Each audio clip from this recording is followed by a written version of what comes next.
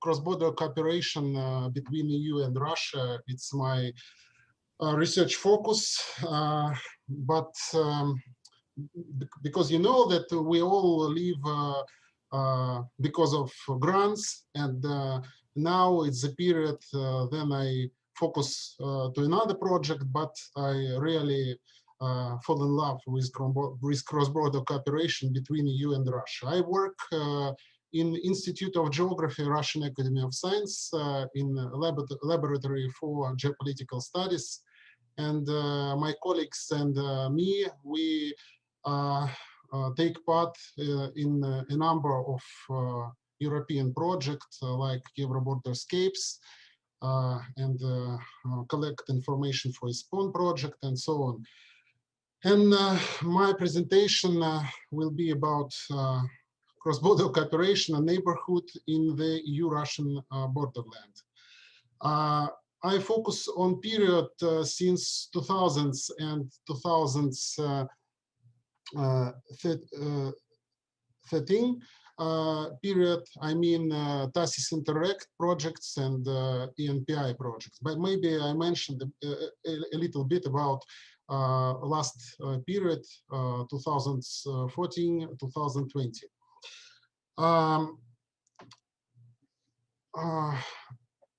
If we start to talk about European neighborhood policy, we all know contradiction between problem with Russia vision of this project. I mean that Russia don't want to be a part of European neighborhood, and at the same time Russia decided to be a part of cross-border cooperation program. And when to understand how change cooperation between Russia and the EU, we need to turn to first period. I mean TASIS Interact CBC program 2000-2006. My colleague and I, we analyzed a lot of materials. We collected interview in the Russian Northwest region, in the Ministry of Foreign Affairs, and also we collected information about all cross-border cooperation programs since 2000s to 2013. And we tried to analyze territorial structure of cooperation. Which territory cooperate with other territory and so on. And when we analyzed the structure and interviews we collected, we found the problems which raised our interviewers. First of all, it's asymmetry of cooperation. It was asymmetry of ideas because we know that in the first period, if we talk about TASIS Interact programs, it was period when European side, European part played the key role in initiating of cooperation. And Russians partners has no idea how to cooperate, what the cross-border cooperation is, and it was period of asymmetry of financial possibilities because Russian partners has no money for cooperation because you know maybe that in Russian realities the most a lot of money we have on federal level, not in regional level, and especially no in local level. And as a result, we have asymmetry of results because in that period, for example, if we take Kaliningrad region and neighbor region of Poland. We had a lot of projects where the main results was on Poland side. And for example, I remember a project about stadium building. It's typical project of stadium, and the Russian side had only project documentation, and Poland side had stadium, real stadium, and it was a reason for irritation in regional level of authorities, and especially in central authorities also. Another problems, it was predominance of soft projects. It was a period when Russia needed investments, and especially when we interviewed guys in Russian Ministry of Foreign Affairs, they said that Russia imagined that cross-border cooperation give us factories, new highways, and so on. But there were a lot of soft projects, people-to-people communications, and so on. And it was also perceived like a problem in that period. And another problem which raised in our interviews, it's problem with visibility of programs and their weak impact on local development. A lot of people has no imagination what is cross-border cooperation, how it influences on regional and local development even. And another problem was poor coordination of project activities, including financing cooperation. You all know that in 2004, programs presented like joint programs, and partners tried to create common joint projects, but Russian partners applied these projects in TASIS, TASIS office, and foreign European partners applied their projects in Interreg office, and that was the reason for a lot of problems with financial procedure and so on. And another problem which raised in our interview, it's distance of project from state boundaries. There were a lot of projects which had a big distance from boundaries, and the question was, is it a cross-border cooperation? And concentration projects in big city. Especially, it was true especially for Russian side, because we all know that in Russia, one of the big problems is centralization of everything. And as a result, if we look at spatial structure, territorial structure of cooperation, we will see a lot of huge city which is involved in cross-border cooperation. I tried to analyze what was real priority, because you know that especially for TASIS program, there were a lot of small priorities, but I decided to do my priorities.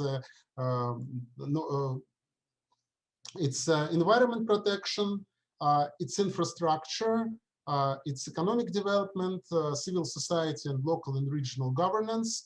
And you can compare here two periods of cross-border cooperation, and you you can see here that maybe some Russians questions was implemented in decision. For example, you can see not very huge infrastructure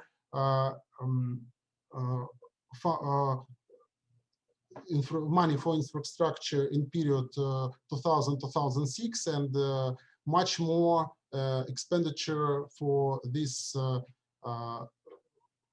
sector in next period of cross-border cooperation.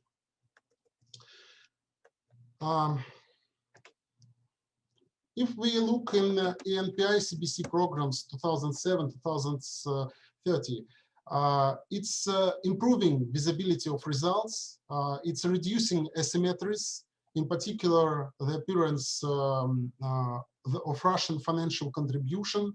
That was period when Russia tried to establish equal partnership in not only in cross-border cooperation but in relations with EU and all. Russia contribute money for these programs also, and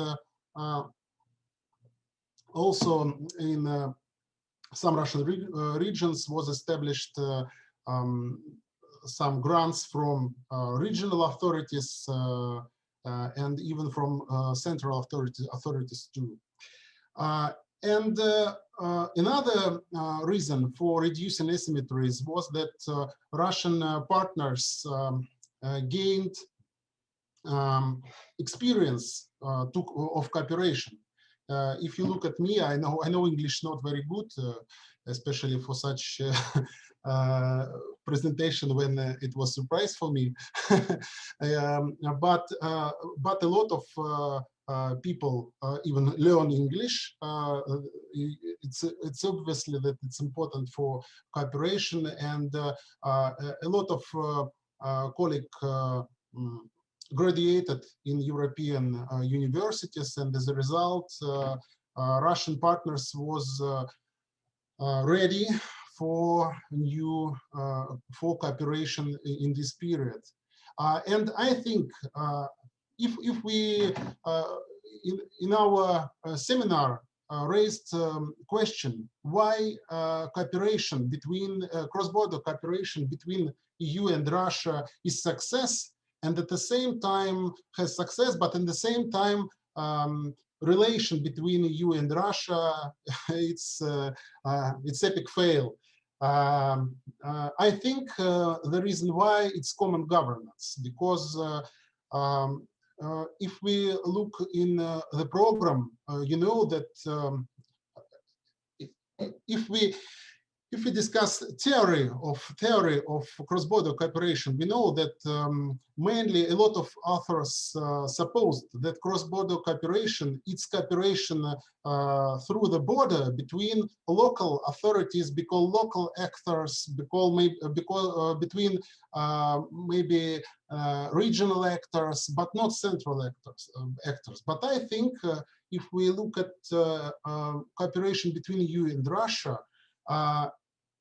central, federal, and supranational authorities involved in this cooperation on the stage when cooperation is establishing, when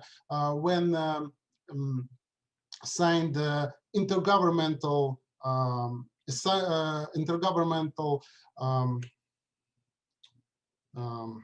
documents, and on the stage of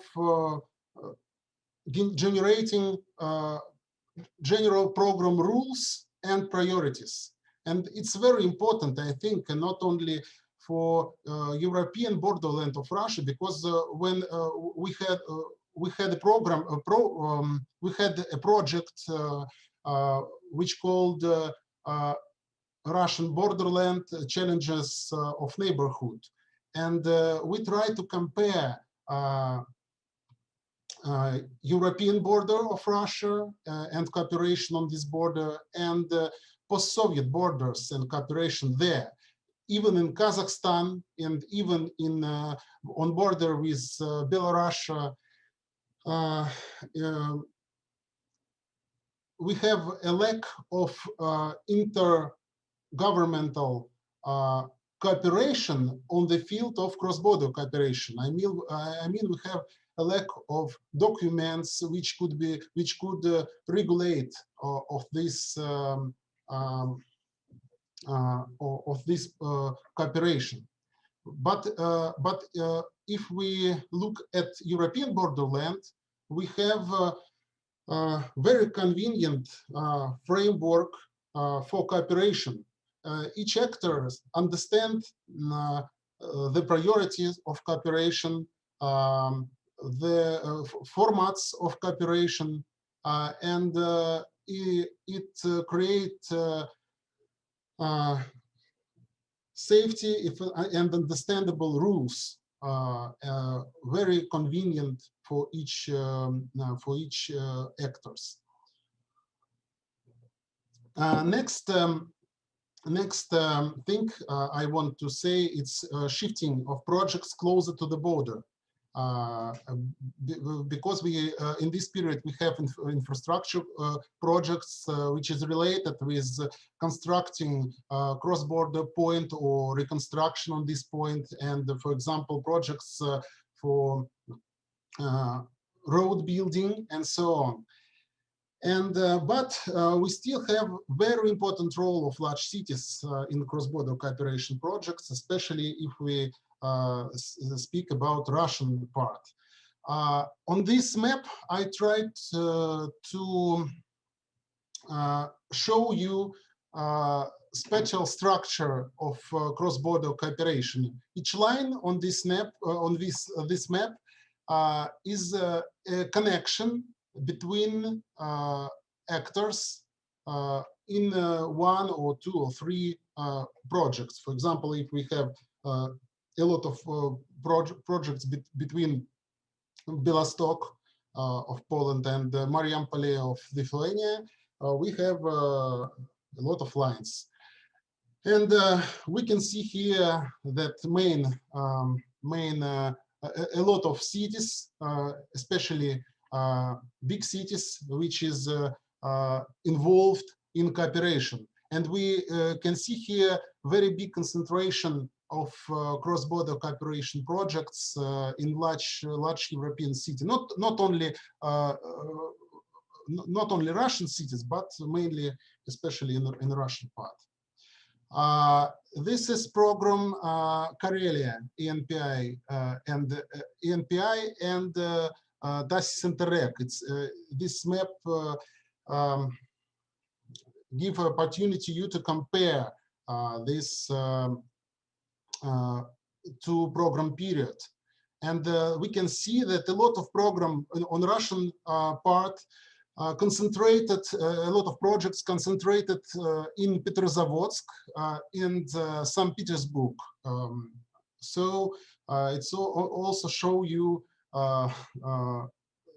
the concentration. And at the same time, if we look in neighbor Finland territory, we can see how many centers involved in cooperation.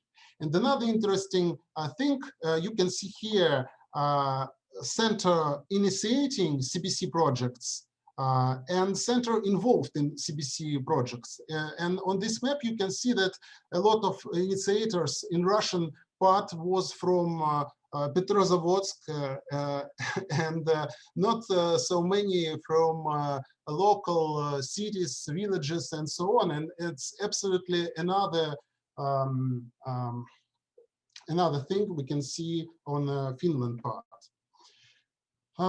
This is program Estonia, Latvia, and Russia.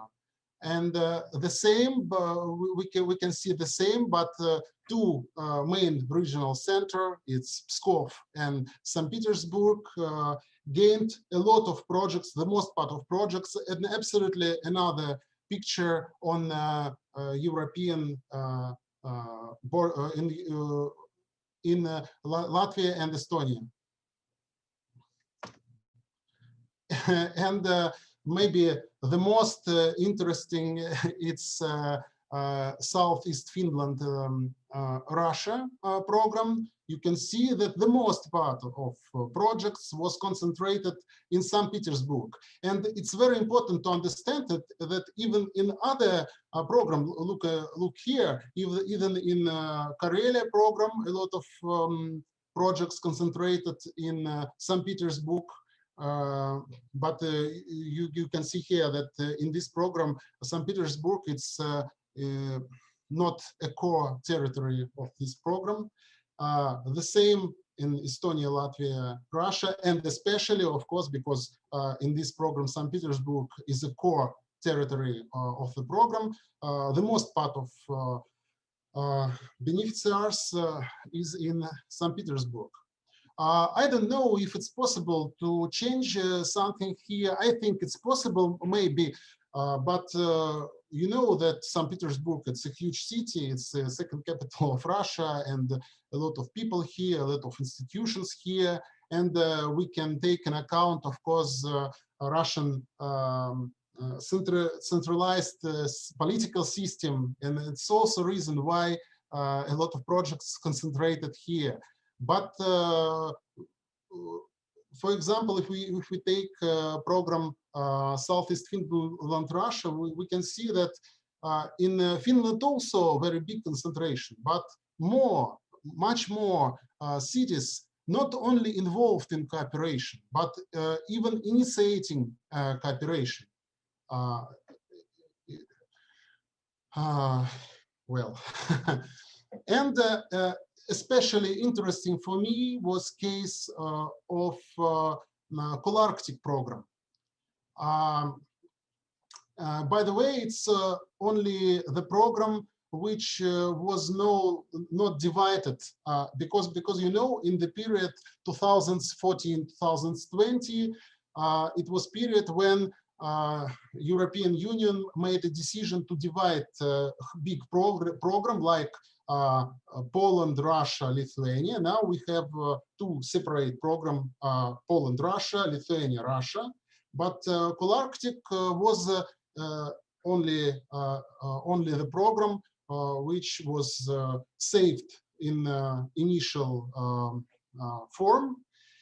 And you can see here that if we look on this structure, we can see that it's program not cross-border cooperation. I think it's like trans-border cooperation programs, because we can see, for example, Arkhangelsk, and maybe you understand, I hope you understand the distance from Arkhangelsk to Russian Finland border. It's very big, and especially if we look in Naryan Mar,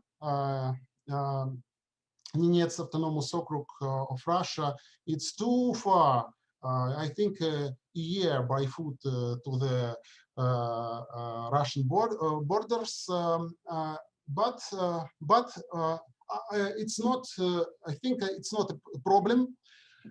I think CBC Colarctic, it's an example. It's model example of synergy of cross-border and trans-border cooperation, because if we look at Barents Regional Council program documents, we will see that they look at Colarctic like an financial support of their activity. And Barents Regional Councils more and more remind the Euro region, like Euro region, and at the same time, Colarctic reminds much more and more trans-border cooperation programs. So it's like example of synergy between two different formats of cooperation. And we see the same picture, I think, because you can see how many beneficiaries in Arkhangelsk, in Kandalaksh, Naryan Mar even. It's the main city of this region, main administrative center of this region, but not so many beneficiaries from local places, from local cities. and especially if we look not only involving all actors, but if we look at main initiators of cross-border cooperation. It's just to look at better. Okay. Unfortunately, I can't speak more about the 2040-2020 period because I need more time, maybe 5 or 10 minutes, to deeply research it. But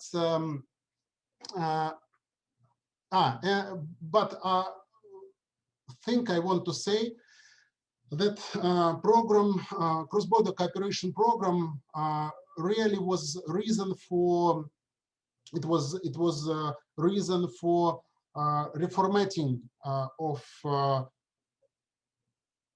cross-border cooperation institution on in Russian European borderland. First of all, I want to say that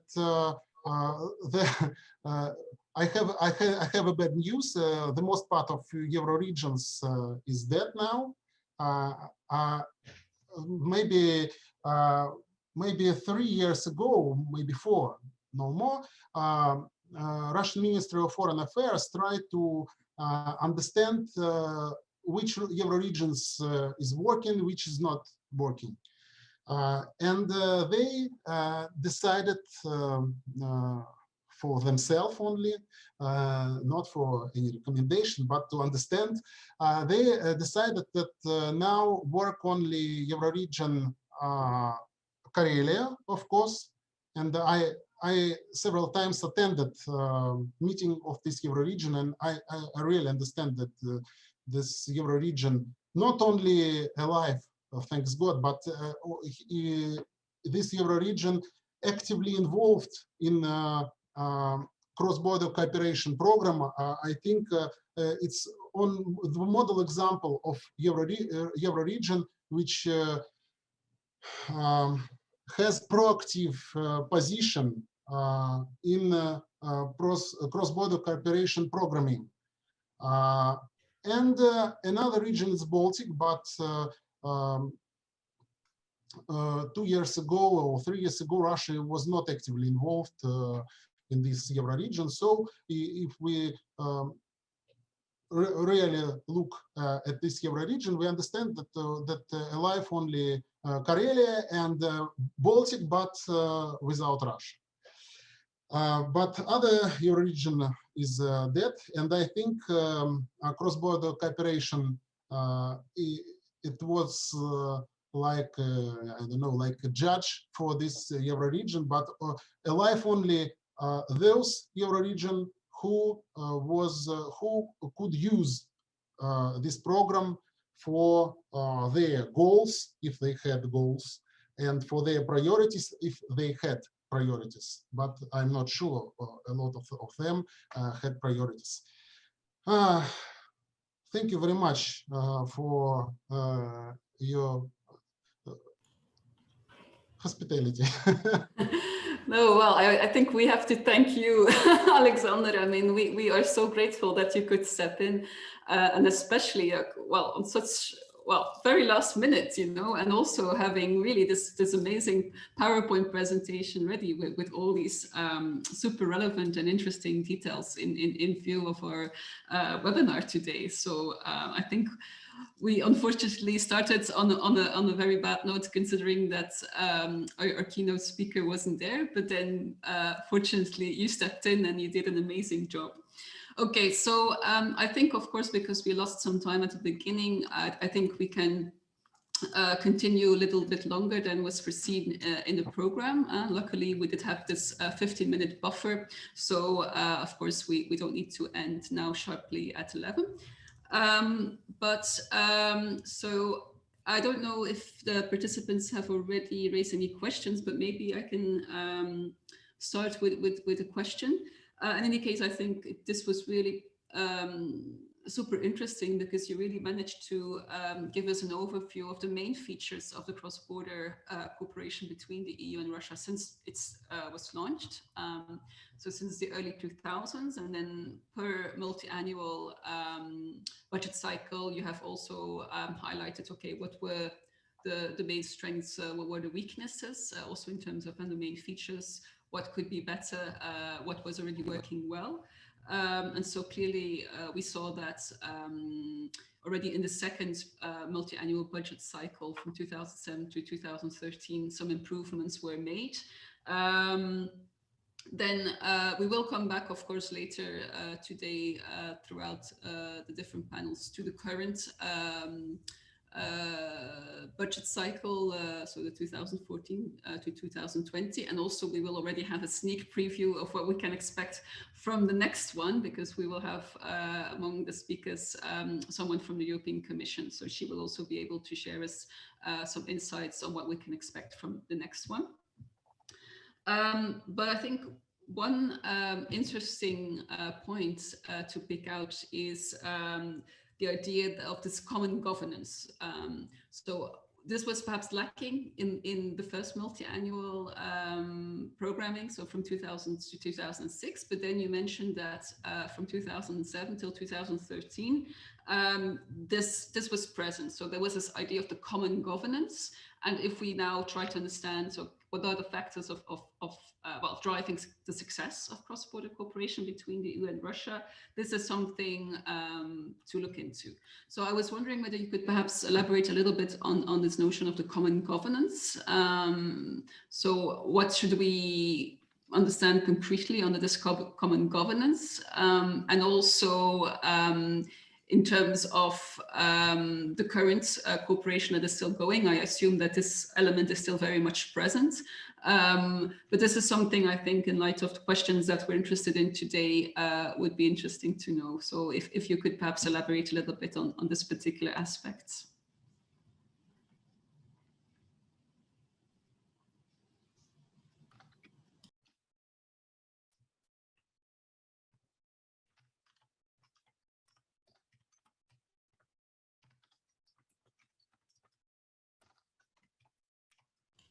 You're still muted.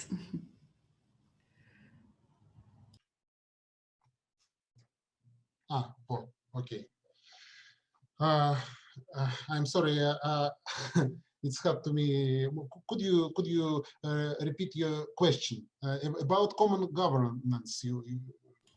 Sure. So what I meant is that, so you were saying in your presentation, so because one of the questions that we're interested in the webinar is to understand what factors are driving the success of cross-border cooperation, and then particularly relating to features of so the second programming cycle, so from 2007 to 2013, you highlighted this notion of the common governance as a factor contributing to the success of the cross-border cooperation. I think it's a very important thing, because when we compare, for example, cross-border cooperation program with Kazakhstan, you know, we have no contradiction with Kazakhstan.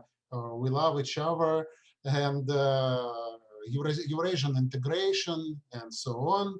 But the program with Kazakhstan has no common governance. And how they build cooperation, how we build with Kazakhstan colleagues cooperation. We have in this program priorities, like in European program also, but these priorities has no special financing and has no governance. For example, one of priority is supporting of small business on this border, but they have no common budget for this priority.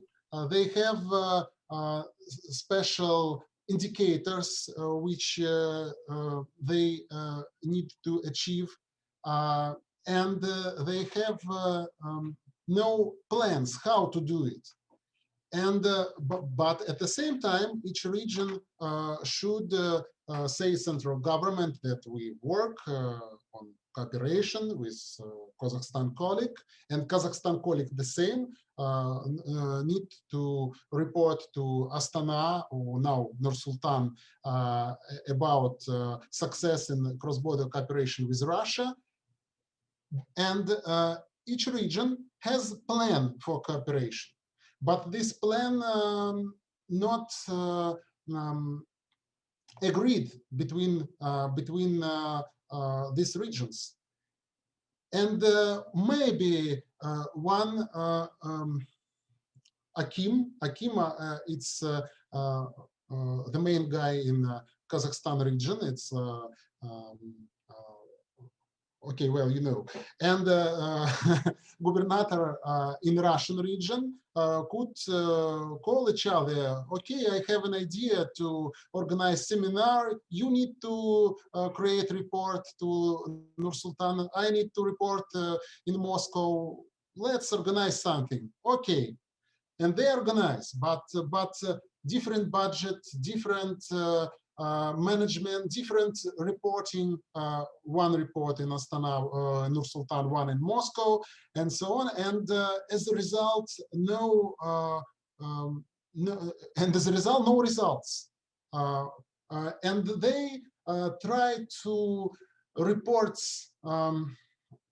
a lot of culture, a lot of soft projects, which was initially not a part of cross-border cooperation. But for example, theater from Orenburg decided to go to Uralsk in Kazakhstan and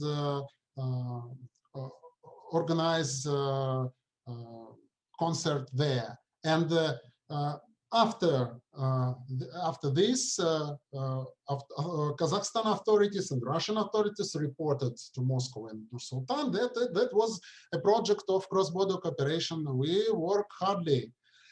And I think that common budget and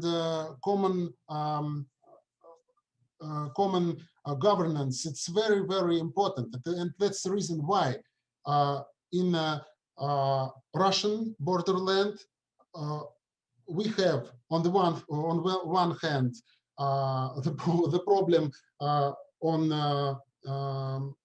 level country level, and at the same time we have no problem on the level of cross-border cooperation. And you know, when we discussed some when we did interview in the Russian Ministry of Foreign Affairs, they said us the very important thing, that Euro-region meeting when Russian part and European part work under the program, meeting in Barents Regional Council and other transborder institutions, that's field for para-diplomatic connection. And maybe you know, maybe not, in Russian scientific literature, a lot of authors said that a lot of institutions on the Russian border, on Russian-European border, they intersect each other. Barents Euro-region, Barents Council, Council of States, Baltic States, Northern Dimension, cross-border cooperation programs, Euro-regions, and a lot of small projects and so on. And for what? A lot of institutions on this border. But when we discussed this point in Russian Ministry of Foreign Affairs, they said us that it's like network which doesn't allow European-Russian relations fall lower than this network. And this network support not only cooperation between border region and interregional cooperation. It's more than just cross-border and interregional cooperation. It's also para-diplomatic cooperation between EU and Russia. Because, for example, if we have a problem, for example, with Lithuania, we can avoid meeting one guy from Russian Ministry of Foreign Affairs and Lithuanian Ministry of Foreign Affairs. So we can use another institution, for example, Barents Regional Council, and Mr. Lavrov and Mr. somebody from other country can discuss not only Barents regional cooperation. That's not my just my imagination. That's that's the result of my interview on the Russian Ministry of Foreign Affairs. Okay, again, this is of course very relevant also in order to understand what really drives the success of cross-border cooperation, but also how come that this cross-border cooperation is still relatively thriving despite the high political tensions that we still notice between the EU and Russia. And I think you're already providing us with part of the answer to that question, namely that it's really considered to be at the para-diplomatic level, namely at the subnational level, and this should be seen separately, let's say, from the national level. So this is definitely something that we can take with us in the following discussions. So I believe that we should probably conclude the session here. I don't see any questions at this stage, so therefore I think we should now again really thank Alexander for stepping in, for being our savior. I think you really did a wonderful job providing us with such an insightful presentation, which is so much on topic of the webinar's topic. So thank you so much for this. I hope you can also join us for the next discussion. So we will reconvene in about 5 minutes. So we will start 11:15 with panel 1, in which we will then zoom in very concretely with practitioners on some best practices. Again, trying to understand, okay, so what are these programs, projects about, but then really zooming in into some concrete examples. And then also we will look into what we can expect from the next programming cycle, so from the 2021-2027 programming cycle. So we can have a short break. I think it's probably best if you stay logged in to avoid any technical issues, but we will then reconvene for panel 1 in about 5 minutes. Bye-bye everyone, and see you again soon.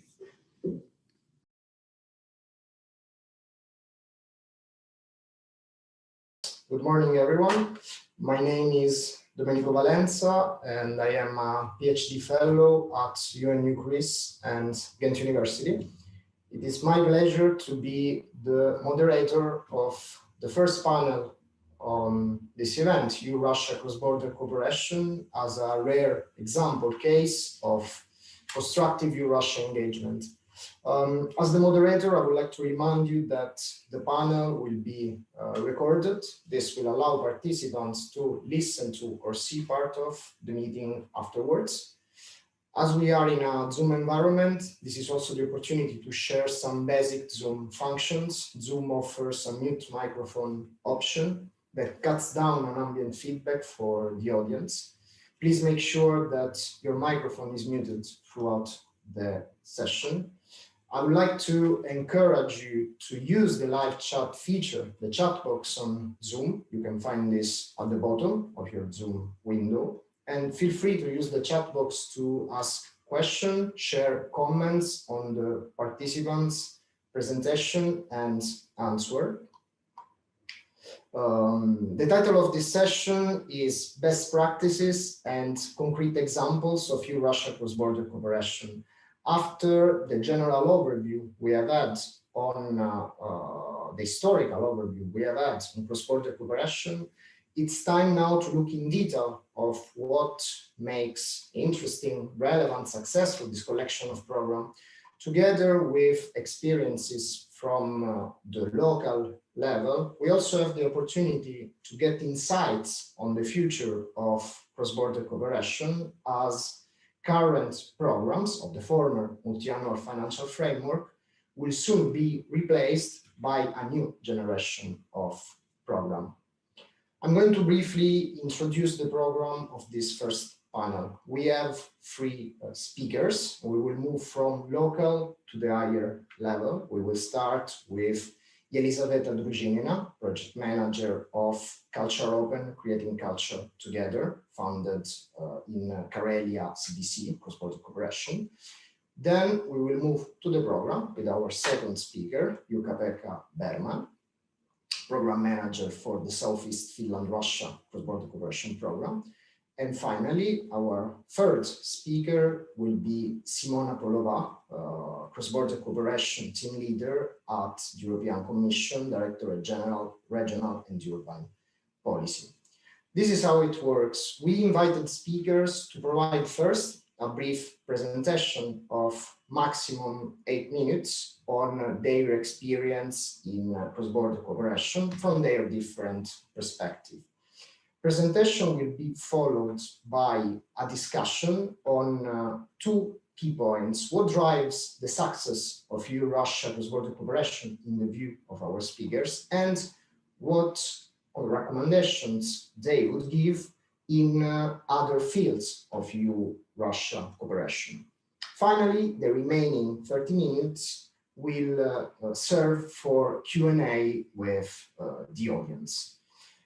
With this agenda in mind, I am glad to move to our first speaker, Elisaveta Druzhinina, project manager for Culture Open, Creating Culture Together. Elisaveta lives and works in Petrozavodsk, Republic of Karelia. Since 2008, she has been working for the Development Department of the Karelian Regional Institute of Continuing Professional Education at Petrozavodsk State University. She will give us insights on the project level. Elisaveta, the floor is yours.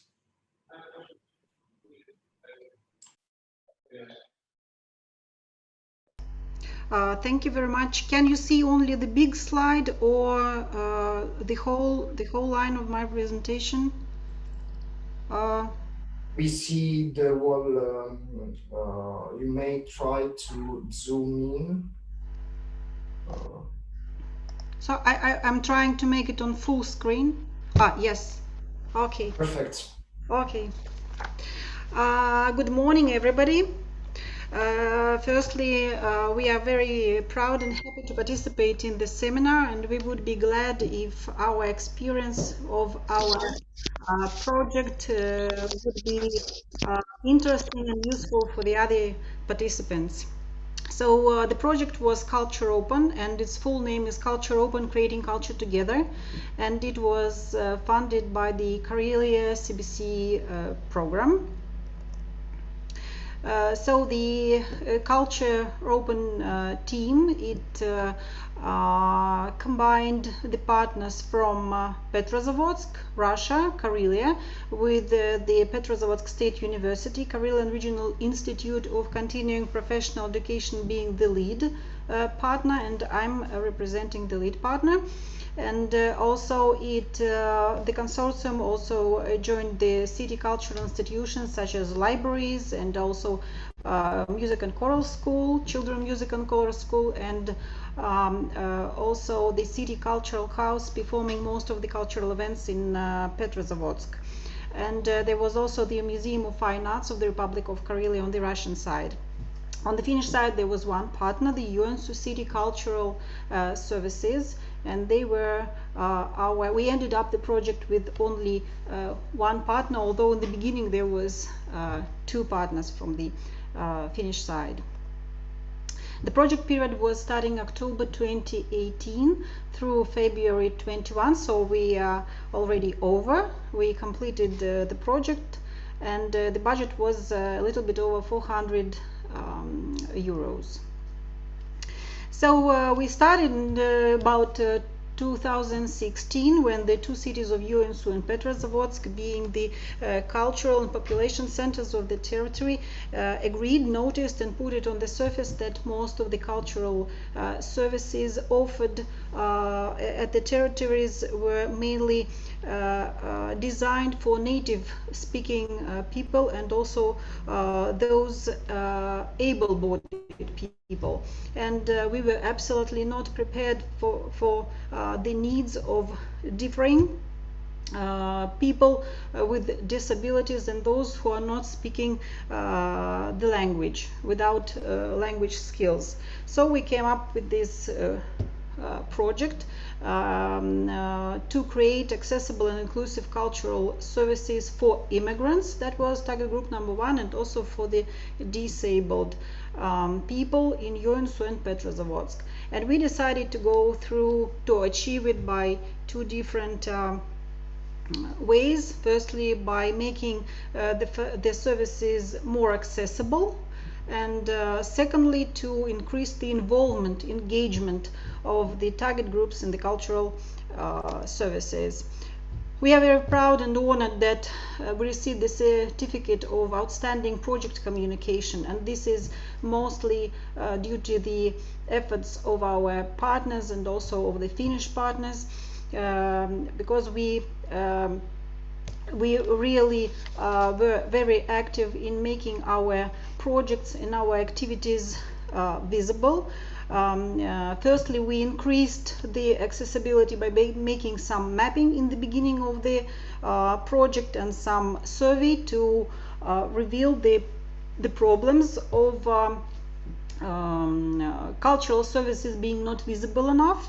And we improved information accessibility. Also, we responded, I would say, pretty much efficient to the pandemic, to the COVID-19 situation, and we managed to switch over to other technologies and other methods of delivering cultural services.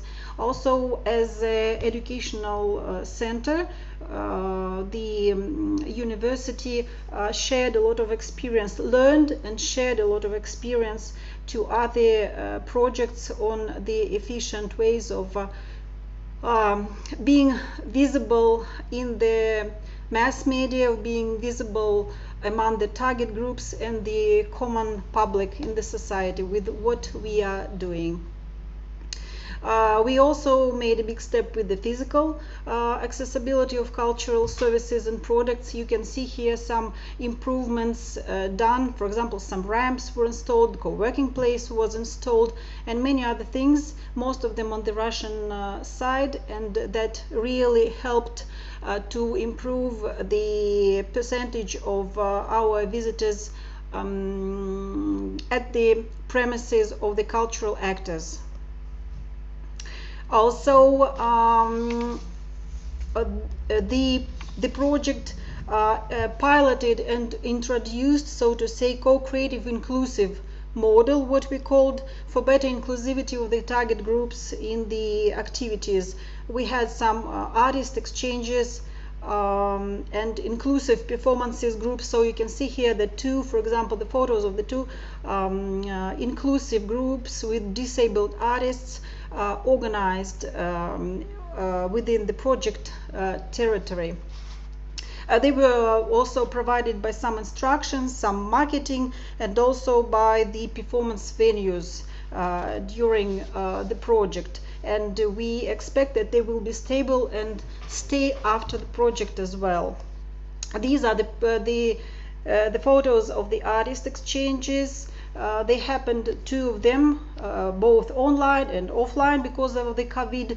That was a great success, and we felt really big satisfaction with the disabled artists sharing their talents, and that was very touching to see how they reveal their talents and start believing in themselves. So that is separate topic of the project we are very proud of. Also, another group was the immigrants, and we carried out a lot of activities trying to involve immigrants in the social and cultural life of the territories. Like there were some multicultural story hour workshops by immigrants. Also, there was training course for immigrants who would like to be cultural professionals in Finland after the projects. We were very proud of the new museum-based inclusive program based on the Museum of Fine Arts of the Karelia. That was an innovative and very needed thing for Karelia. The program was targeted for the children with autism spectrum disorders and those cultural professionals working with this group based on the museums. We shared also it and received also a diploma for that, a national Russian diploma. So that was also great. We also used hand-on and interactive approach when training and sharing what we learned. Here we can see that we have cooperated with other ENI projects. For example, the Loki project, they were focusing on the cinematography development. We had after the COVID started, we have made some changes in the budget. Some equipment was used, and to make it most efficient, we asked for additional practical training, hand-on training, how to use that equipment that could be used for delivering cultural services offline, of marketing, of promoting the cultural services, of communicating better with each other. So there were several courses, several trainings delivered to the target groups for the cultural professionals as well as just interested parties, to the beneficiaries, and that was very much useful. Actually, we already implemented the results of those trainings. For example, some of the big cultural festivals were run with the usage of these new technologies, equipment, and etc. This is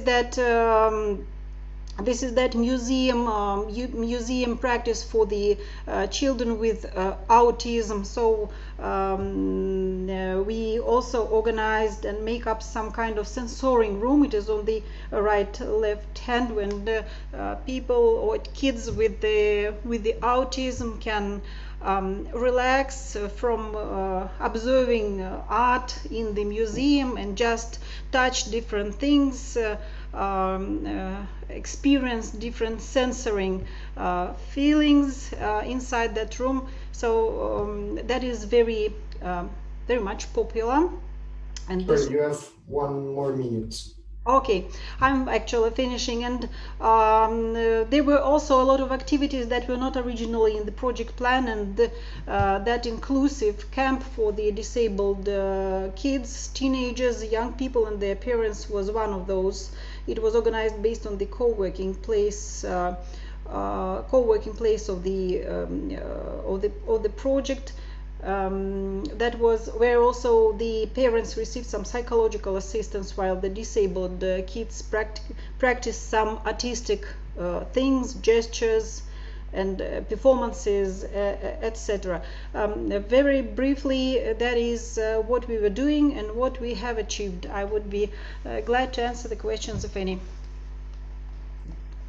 Thank you very much, Elisabetta. That's a very interesting and insightful presentation. I look forward to the discussion on particularly how this inclusivity and co-creation hold together. I want to move forward to our second speaker today, Jukka Berman. Jukka Berman is a program director at the Regional Council of South Karelia. Before this present position, he worked as a professor director of the Northern Dimension Research Center and a researcher at the Business School of Lappeenranta University Technology. Jukka, the floor is yours. Thank you very much. I must say that I knew quite a lot already the project introduced before me, so it is really interesting project. I have been following that quite a lot and intensively because of personal interests. But I'm going to say a few words about our current program, Southeast Finland Russia CBC program, and then less words say about the future programming period. How can I move these here? Now, where we are locating, you probably know St. Petersburg, and of course Lappeenranta, where I am sitting now. It's in South Karelia, but the core region is this dark blue, and then adjoining regions, including Republic of Karelia, light blue area there. And then some about us, the basic things about our program area and people and organizations acting in this program area.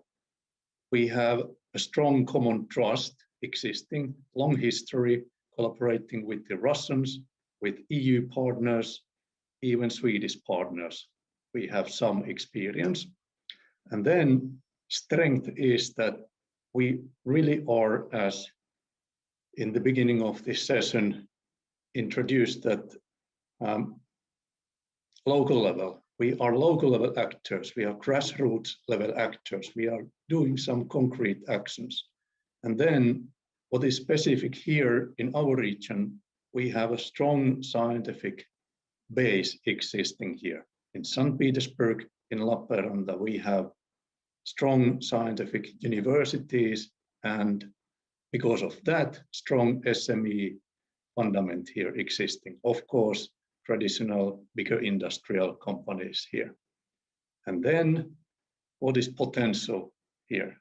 It's always potential, but there is always potential, but digitalization, green issues, and still SMEs are underutilized in this program. But some figures, it's about 80 million euros, our program framework, financial framework, and this is through joint program as all CBC programs. Also that it has Finnish national funding and Russian national funding. It's joint program, and we have allocated all resources already for 71 projects, and hopefully they are implemented by the end of 2022, depending on COVID somehow. And about the partners, we have received a lot of applications, including about 1,000 partners, potential partners. And it's quite equally between Finland and Russia. And it also tells for me and hopefully for you that we are doing collaboration, share experiences, establishing new projects, developing our regions together. And then a few words about the future. Now we are programming this new programming period, developing content, and hope that we will start it by the end of 2022.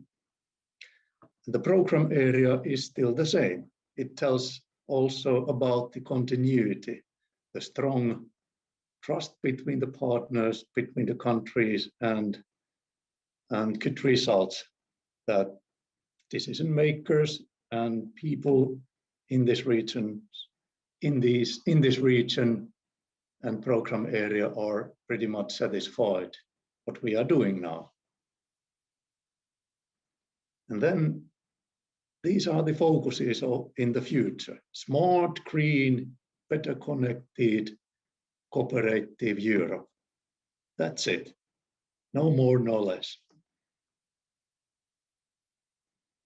But what is different compared to previous programming work when we were developing this current program? what I have heard that this is one of the first times that all 3 programs are with the national authorities, branch offices and MAs and the EU Commission are getting together, sharing thoughts periodically within once per 3 months about, without any memos. We are sharing, discussing especially difficult issues. For example, logo, it's one of the most important issue and most talkative issue also. This kind of we are sharing there. And this really helps and support us. It means me and my colleagues to develop the content for the program. And I believe that we are doing really great job here and still have the focus on grassroots level activities at the local level to develop our regions. Thanks a lot, and you can visit in our web pages to follow what we are doing and what we are planning to do in the future. Thank you a lot. Thank you very much, Jukka, for your presentation, in which you were able to include both elements from the past and what we are going to see in the next years, and we will delve into this topic also when it comes to what we can improve something that already works. You mentioned the case of coordination, for instance. Let's move to the last but not least speaker, Simona Polova. In her current assignment, Simona Polova is the team leader for European Neighbourhood Instrument at the European Commission in the Directorate General, Regional and Urban Policy. In the unit, dealing as well with macro-regional strategies, transnational, interregional, and cooperation and enlargement policy. She is in charge of the team following 15 cross-border cooperation programs in the previous multi-annual financial framework, which were transferred from DG NEAR, DG Neighbourhood Enlargement, in January 2020. We now also have we started from the micro and we are moving from the macro from headquarters. Thank you, Simona, and the floor is yours. Thank you very much, Domenico, and thank you for this invitation. Good morning to everybody from Brussels as well.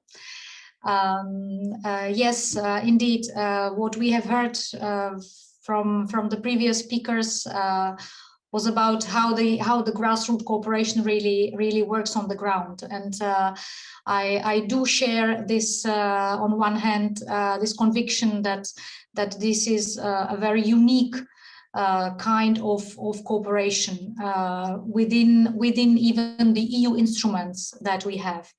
And I think that it is also very important to underline that the cross-border cooperation programs with Russia, also with the other neighborhood countries, are indeed on the edge of the two European Union policies. On one hand, they contribute to the cohesion policy, which is the policy which is aimed to reduce the regional disparities. And on the other hand, it is a very important instrument of the EU external policy. So just to remind that there are currently 15 European Neighbourhood Instrument cross-border cooperation programs that exist with the countries of the Eastern Neighbourhood and the Southern Neighbourhood. And with the Russian Federation, those are 7 of them. So nearly half of those 15 are currently with the Russian Federation. I think, and it has been already stressed by the previous speakers, that what is the unique about them is namely the way they are governed, the governance of these programs. And I strongly believe that the fact that these programs are multi-annual and that they are run under what we call in the EU terminology shared management mode, that this makes the success of these programs. Those are very important factors that make the success. Just let me remind you that the shared management means that these programs are not directly managed by the European Union, but the management is shared. The responsibility of the management is shared between the Commission and the member states or the European Union. We are working in very close contact with our counterparts and colleagues from the European External Action Service, of course. And these programs are basically modeled, or the model they take is what is the internal cooperation programs, European territorial cooperation programs, which are very well known in the member states as being called as Interreg. So this Interreg initiative has been there already for 30 years. And the idea to extend this cooperation beyond and to the EU external borders came basically already, as it has been explained, like two programming periods from 2004, and this very successful kind of cooperation has been continued. If you can please take put the next slide on. Thank you very much. So if we move into the cooperation with the Russian Federation, we can see the coverage of the 7 programs. I won't get really into details of that, but as I have said,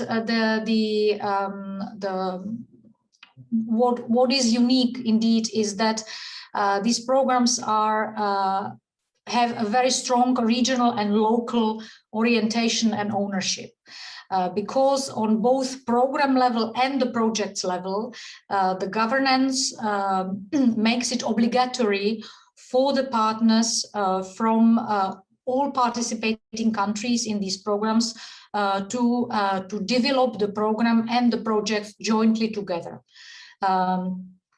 They are asked, every project is asked to have a lead partner and a project partner.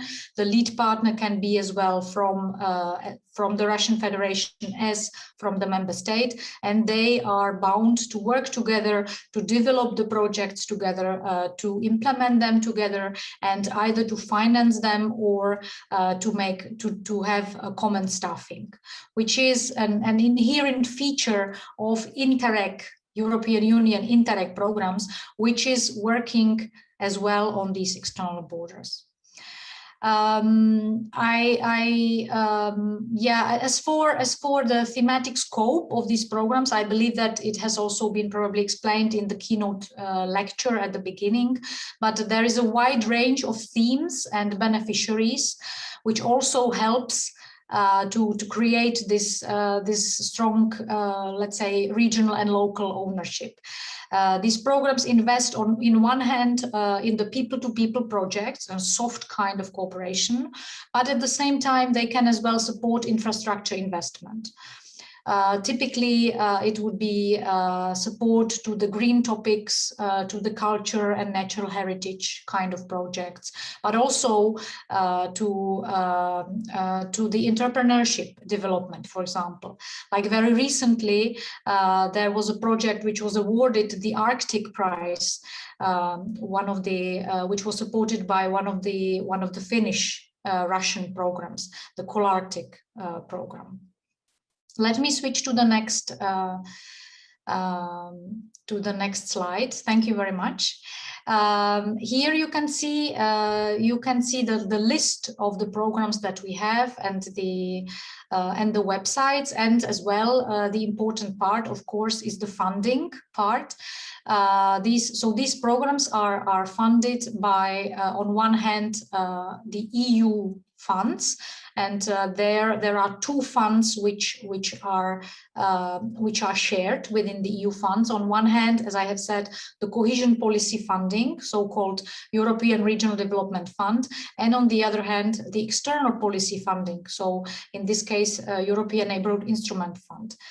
And what makes what is a remarkable feature is that the commitment of the Russian Federation to participate in these programs is not only demonstrated by the number of the project beneficiaries and of the success of the Russian applicants in these programs, but also by the very high financial commitment of the Russian Federation, because Russia puts the equivalent of the external EU funds into the programs, as you can see it as well on this slide. So, like for example, indeed, it would be half of the EU funds, more or less, which are put into each and every program. And there, of course, there's also other co-financing which comes into picture by the member states themselves in some cases. Let's continue with let's switch to the future, because I understand that you are very much as well interested on what is going to happen in the future. So let's go to further one slide. The programs on the EU external borders with the neighborhood countries and with the Russian Federation are supposed to continue as well in the future. The big difference, let's say, will be that whereas currently they are governed by the external relations legal framework mostly, which is inspired by the cohesion policy, in the future they will be fully embedded in the what we call the Interreg family and the cohesion policy rules. So the daily management and the daily rules for implementation will be even closer in the future to the internal Interreg programs than it is the case now. We very much hope that by this move we will on one hand simplify the life of some of the beneficiaries, namely in the member states who are familiar with Interreg as such. But at the same time, we strongly hope that this will bring closer the external cooperation programs to the internal programs and other regional development programs which are there and which are financed as well by the EU. In the future, the programs are proposed to be called Interreg Next. Highlighting the external dimension of the Interreg programs. We would very much as well, we are very much inciting and encouraging the programs to be in line and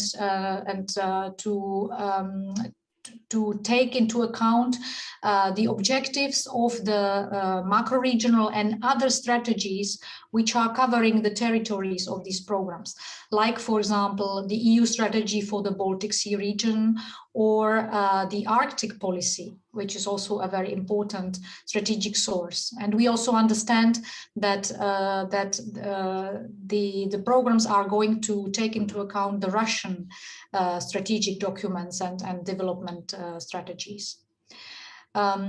If we can move to the next slide, please. You have 1 more minute. Okay, point taken. So in the future, the programs will be asked to contribute to the menu of 5 policy objectives, which is proposed for the full range of the European structural and investment funds or European structural funds. There are certain rules which will oblige them to focus the support into maximum of 3 out of 5 policy objectives, 60% of the EU funds. At the same time, each program will have to invest into the greener Europe, which is the policy objective 2, which is by far one of the very strong EU priorities for the future. Maybe just a last point that on top of the existing cooperation programs with the Russian Federation, so the 7 ENI CBC programs plus the participation of Russia in the Baltic Sea region program, the Russian Federation has also expressed the interest to participate in other cooperation programs, for example, the Interreg Next Black Sea Basin programs. So it is foreseen that this cooperation is even enlarged to other programs. So that would be all, and thank you very much for your attention. Thank you very much, Simona, for this very insightful presentation on what we should expect as the next steps in EU-Russia cross-border cooperation. I'm going now to give you back the floor to the three of you to have a discussion, I think, along 2 lines. One, if we can go a bit deeper into what drives the success of EU-Russia cross-border cooperation, what have been the major achievements in the past years, and based on this aspect, what recommendations you would give to policymakers working on fields other than cross-border cooperation. So what lessons can we take from this experience? I will start from Elisaveta in the same order we had, and the floor is yours. Well,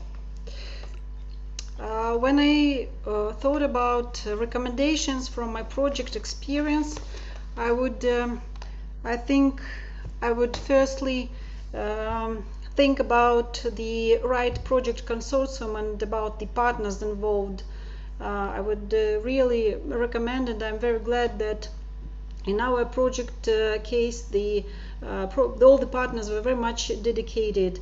And I would advise not to look upon the project partner selection just formally, just to reach some number or something like that, but really to find those that will be working next to you, because project does not open, or any initiative doesn't close when the project is over, but it should go on, and it doesn't also close when you finish at 6 p.m. and close the computer. So the project partners, that would be number 1. Also, I think that communication, internal and external, and coordination is very much important when handling different financial things, and also when achieving your goals, because you very often the main drivers are not only the beneficiaries, but somebody next door, or other partners, other projects. I think that looking around as wide as possible is also very much important. And what else? I would also recommend also to talk as much as possible to the target groups, and doing something not for them but with the target groups, because you cannot make somebody happy just on your own. You need to cooperate and move on with the target groups. What else? It also helped us a lot to look upon the project not as something predetermined, because a lot of things are changing while you are moving on with the project implementation. And we were very thankful for our MA coordination and assistance, because thanks to some changes in the original project plan, we gained a lot of new benefits in the project and for the society. And the project looks like more stable and more life after the project is already over. So I think that as for the recommendations for the project implementation, these are the most important things and lessons learned. Thank you very much, Elisaveta. I will now give the floor for Jukka.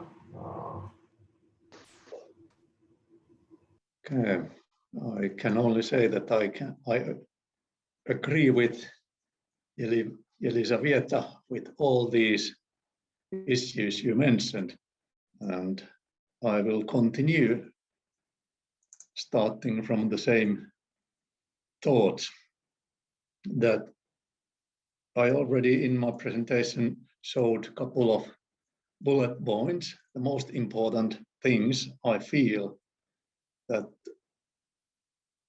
in this programming work and in general between two countries, between EU and Russia, that we must trust each other. It's obvious, otherwise we cannot work together. We cannot go over the borders by car, by cycles, whatever. We can't do that without trust. And then we must discuss with each other, not be quiet and say that I do not discuss with you because I don't like you. It does not work like that. And then we must make everything happen at the concrete level. If we discuss, we agree, we must make it happen. I mean that like cultural projects with the disabled people. We must make it happen in practice. That's important. And then some thoughts, not any recommendations, but thoughts I would offer to decision makers to think about themselves, that there is always problems between the countries, within the countries. It's like a family, like indirect family, that at homes you have problems with your own family. Whenever you say to your children that you are not allowed to eat 10 ice creams today, you face these problems and you just overcome them, explain what to do.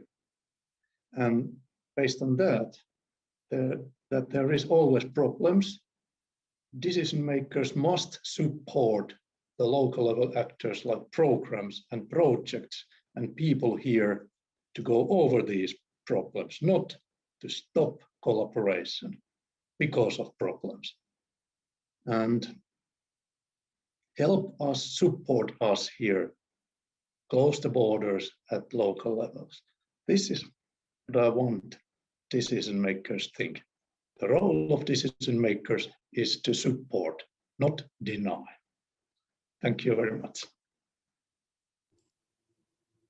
Thank you very much, Jukka, for these remarks. And now I'll turn to Simona for her answers, comments.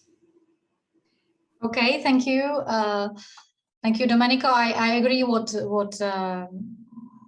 my pre-speakers already mentioned from their perspective. I understand that their view on the EU level.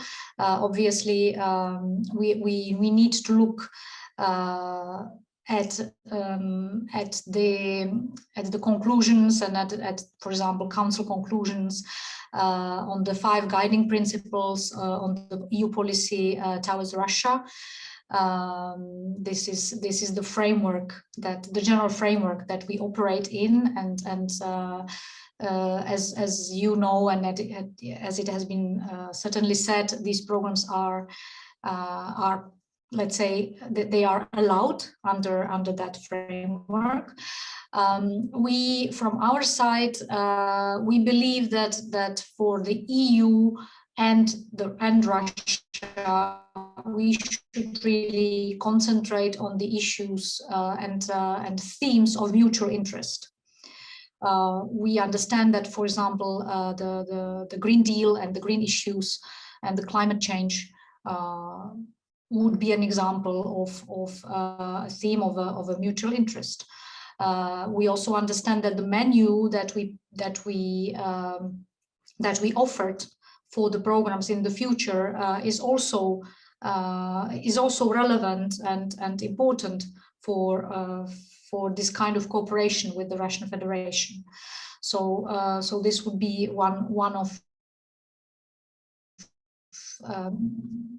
the prerequisites for this cooperation to happen, that it has to be based on mutual interest, on a win-win, and we have a very strong, let's say, signals that it is, because the Russian Federation keeps to be committed, and the programs are proposed for the future from our side as well. Nevertheless, there are some important principles that the legal framework sets, and that we want to the programs to be, that we want that the program stakeholders observe. For example, the involvement of the socio-economic partners and civil society in the development and implementation of these programs, or certain observation of the certain environmental rules that we have, like, for example, the strategic environmental assessment rules. And we do see that it is possible. It is possible if we are insisting that the programs are observing these standards and these practices. But we also think that it is very important, and this is the recommendation also for our side, that we provide the tools and the guidance which is necessary for these programs, so that they can follow what we would like them to observe. Let's say another lesson learned from the past is that these programs, overall, the territorial cooperation programs are perceived as being quite complex. It's not easy to set joint programs and joint projects. It has been already said, it requires trust, it requires time to set the partnership, to develop the partnership. So one of the recommendations that we got from the previous evaluations, for example, was that try to simplify as much as possible the delivery of the programs. On one hand for the program partners, and on the other hand for the beneficiaries. So we have inserted a range of simplification measures, and we very strongly hope that the beneficiaries and the programs will make use of them. Like, for example, to use simplified options how to report the project costs, like just to give one example. And last but not least, we also strongly believe that it is still important to build the capacity, the administrative capacity of the beneficiaries and the potential beneficiaries on one hand, and on the other hand, still to invest further in the trust building measures. Because it has been stressed by the previous speakers, trust building and confidence building is a prerequisite and a very essential part of these programs, but more can still be done.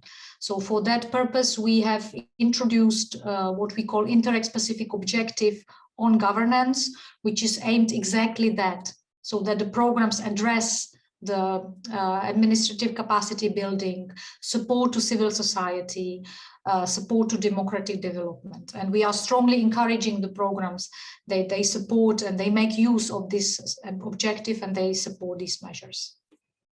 Thank you. Thank you very much, Simona. I'm not going to use my privilege of moderation for asking questions right now. I see that there is already one question from the chat box. I'm not sure whether Vera would like to ask the question herself.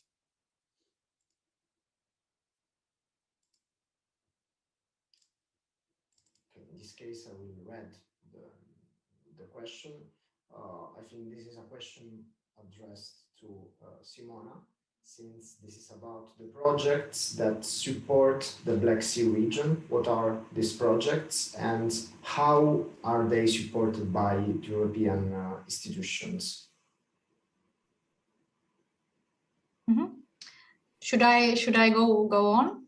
Okay. Thank you for the question. Actually, the Black Sea Basin program is one of the 15 ENI-CBC programs that are currently running and that also continue from the previous period. So there has been already an ENPI program.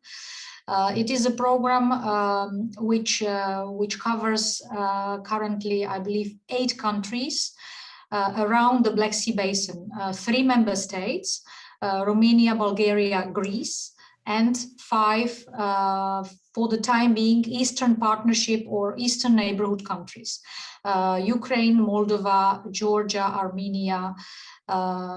Azerbaijan is as well eligible but is not participating, and the enlargement country, namely Turkey. So it is a very interesting sea basin cooperation program, which is also very successful. It supports projects in the area of the support to biodiversity, green issues, cleaning the Black Sea, because there are very important environmental issues which the program needs to address. And for the future, the Russian Federation has expressed its wish to join the program, and the program will very much be asked to be aligned to what we call the EU Common Maritime Agenda, which is part of the Black Sea Synergy political initiative, which is covering all these countries, including Russia. So in that framework and using really the objectives of the Common Maritime Agenda, the Russian Federation is interested to participate as well in this cooperation, and for the time being, the program is being prepared. And once the conditions are in place, once the legal framework is finally adopted, the primary legislation and the secondary legislation, we hope very much that by the end of the year, the program could be submitted officially to the Commission and hopefully adopted at the beginning of the next year. I hope that addresses the question. Thank you very much, Simona. I see that there is a comment from Daria, actually. I'm not sure whether she would like to share it. Voice. I will take, in this case, the opportunity to ask 2 questions. One on, actually, I want to build on what was said in our keynote on the role of cities and urban in cross-border cooperation. What I would like to know, the analysis we had was an analysis until 2013, which emphasized the important role of the emphasis, let's say, on urban cooperation.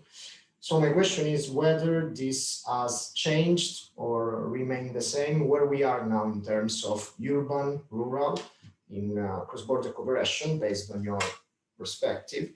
And the other question I have is on the future, actually, and I was wondering whether in the priorities, in the future priorities of cross-border cooperation, where culture would fall, in which priority cultural cooperation, for instance, or cultural heritage would fall. This is maybe a question more for Simona, I guess. I don't know who would like to start.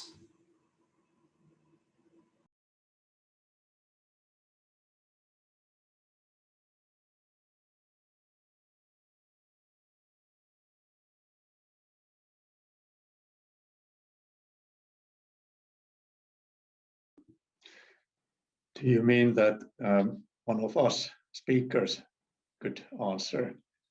I don't know. I can say some about the urban-rural issue, that I feel that, of course, you can divide program area into the rural and urban areas, but I feel that I see more potential in rural areas because it's untouched that much yet, and there is opportunities for renewable energy more than urban areas, and there is potential for environmental protection, tourism, and especially for SMEs to get new business compared to urban areas. Of course, these are included in urban areas too. And also the smart issues, digitalization, what is remote work, and then net-related businesses. There is a lot opportunities for not so crowded areas. And then it might bring some potential to increase population, and in these unpopulated areas, less populated areas compared to urban. I don't know. We are somehow forced to divide areas to different categories, but maybe we should only talk more about the program area. You know, when we are talking about CBC programs, program area, we have human resources, we have natural resources, and we as a small actor among the number of other actors in this program area, we can push things a bit forward, giving some funding for good proposals and projects. But for the whole program area, not dividing them. Of course, this is my thinking and maybe naive thinking too. Thanks. Thank you, Jukka. I see that Simona would like to take the question on cultural cooperation. I can actually add a few points about the territorial question as well, because just to remind that these programs are called European territorial cooperation. So indeed, they should be what we call place-based. So each program territory is unique. It has its unique, let's say, territorial features. Some of them are more rural, some of them are more urban. And the idea is that each and every program does or invests in issues which are suited to the purpose of the program area. And on the EU level, there are some tools which could be used for the different types of areas. We have some tools which are more suited to the urban development, to the urban, let's say, environment. Some of them which are more for the rural, which are inspired by the rural funding, EU rural funds. They are a bit more difficult to use in the cooperation context, because obviously in the cooperation programs, the basic obligation is always that you need to have this cooperation dimension on board. So every project, everything must have the cross-border effect. But we do have, for example, if you have a city on the border, and that exists in some, namely in the internal EU, then you can use certain tools, for example, to develop the twin cities together, for example. That's called integrated territorial investment instrument. But let me get more into the culture and cultural heritage, especially after the COVID-19 pandemic. It is clear that the sector of culture and tourism as well was very much and very strongly hit, obviously in the EU, but also outside in the non-EU countries. And this has been reflected, and under the new legal framework, there is an explicit mentioning of the support to culture and tourism under the so-called policy objective 4, more inclusive Europe. So within this policy objective, it will be possible to support culture and tourism more specifically, but you should always have a bit in mind that the focus should be on the skills and on the jobs, because this is the main aim of the policy objective for more inclusive Europe. Thank you very much, Simona, for the precise answer on this, on which priority is related to culture. Coming back to the previous question, I'm not sure whether, I know that Elisabetta is going to leave a bit earlier. Would you like to add something?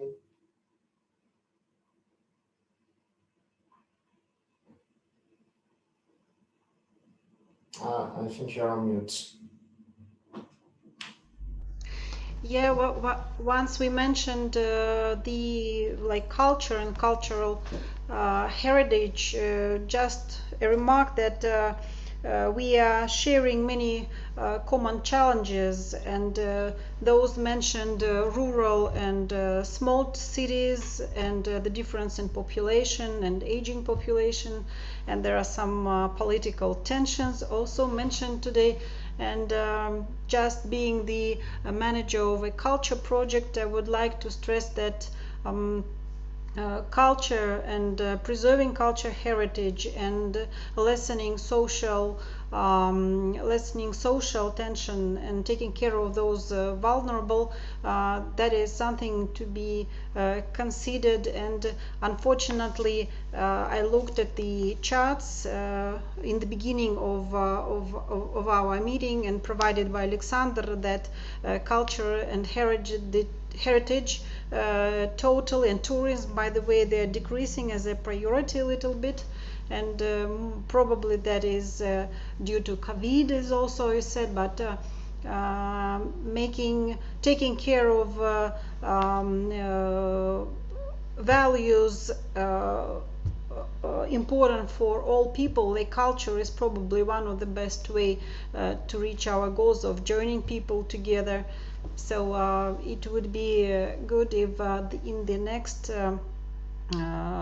strategic documents, cooperation documents, culture and tourism will be one of the priorities. Yeah, just a small remark about that.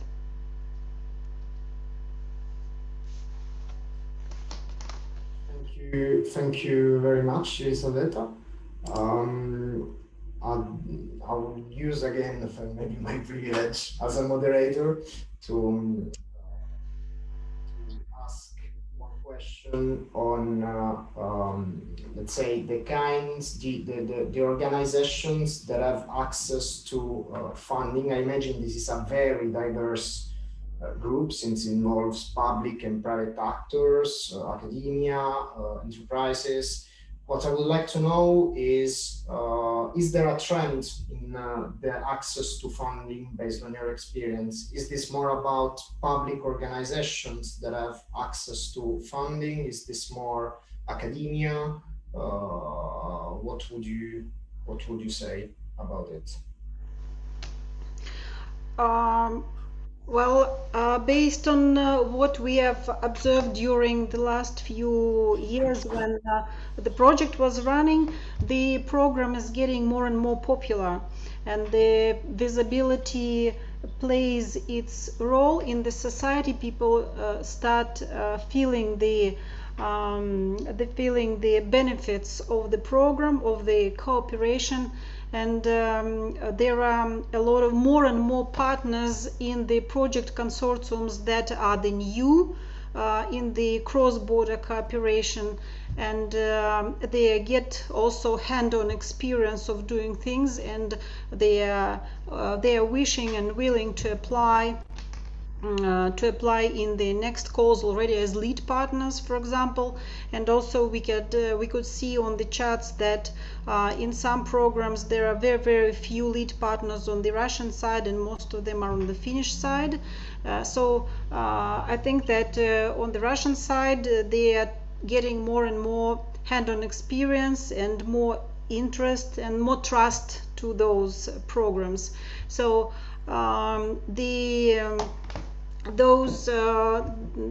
if several years ago they were just the key actors who applied and were interested, right now we see that a lot of NGOs are starting and thinking about their own initiatives and project ideas and cooperation. Also, we are moving a lot as a university to the urban territories and networking, and those are also willing to apply for some funding. So the variety of type of organizations, if that is what your question is growing, and during the last several years it rapidly decreased. Even some physical just persons are looking for other for different possibilities for funding. So things are changing. Elisabetta, and you, Simona, would you like to add a few words on this question of variety? Maybe I can say some words about funding. The same observations we have, like Elisabetta, that of course universities, they are extremely experienced applying funds and funding for all kind of projects. So they receive quite a lot also from our program. And then public sector, the same. They are used to apply for funding and used to deal with the public funding instruments. And the business side, especially SMEs, they know about these instruments, but they do not have time for apply. For example, from the when you start to develop an application, it takes time, about 6, 7, 8, 9 months to start your proposed project, if everything goes well. So SME companies, private companies probably do not have that much time to wait to start to implement an idea, a project to develop. But the one reason is that why we do not have that much business side actors and probably NGOs too, it's about ourselves. We should work more intensively to attract more and wider audience to our program. It's about us too, quite strongly. Thanks. If I may just a little compliment, we as a commission, we are not involved directly in the contact with the beneficiaries. But in the future program period, 2021-2027, there is a strong push for the Interreg programs to involve smaller scale beneficiaries, local level beneficiaries. There is indeed now it is compulsory for every cross-border cooperation program to invest in some sort of small-scale operations, either through what we call Small Projects Fund, which is a specific instrument for the cooperation programs, which supports micro projects on very local level, like really low value projects, or these can be, it's not really defined how big a project should be in order to be a small scale project. We can consider that since below 200,000 euros, there are some rules for obligatory use of simplified cost options, that this would be more or less some sort of a benchmark or threshold. But it is really, the incentive was really that these programs try to attract as well beneficiaries which do not have capacities to submit project applications which tend to be, or we understand then tend to be quite labor intensive. So some sort of a simplified framework for the local level, especially through these small project funds, because there the requirements are simplified for the beneficiaries. Thank you. Thank you very much for your comments and clarification. Also, now the programs are changing. I invite participants to write their questions if they have them, and perhaps I will move to another points, which is the challenges ahead. We have now a new multi-annual financial framework. We have a new political situation. And what I would like to know is what is, in your view, the main challenge to address in cross-border cooperation in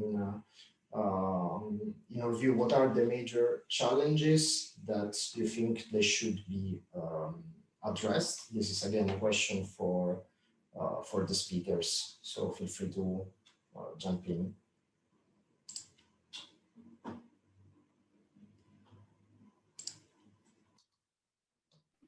Okay, I can start with the key challenge. Actually, it's a difficulty, not only a challenge. A time frame to develop a new program period. We have been doing quite a lot of time and involving a lot, not audience, but stakeholders, and it takes time, and how to push everything further as planned, it is a difficult task.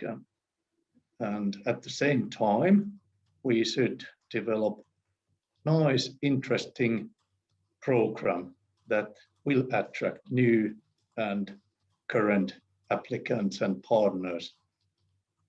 And one of the very important is to find out what is the most interesting and important for our program area. We can say that smart, green, better connected, but it's pretty wide. Topic includes almost everything, but find the very clue and very differentiating issue for our program. It is challenging and difficult task. But generally, everything goes quite fluently. We enjoy and everything is fine, but difficult at the same time. Thank you, Jukka. I see that Elisabetta has to leave, so perhaps I will give quick the floor to her for concluding thoughts. I would just like to thank everybody, the participants, and also the organizers, and especially the speakers in our panel. That was very nice to meet all of you and to share our experience.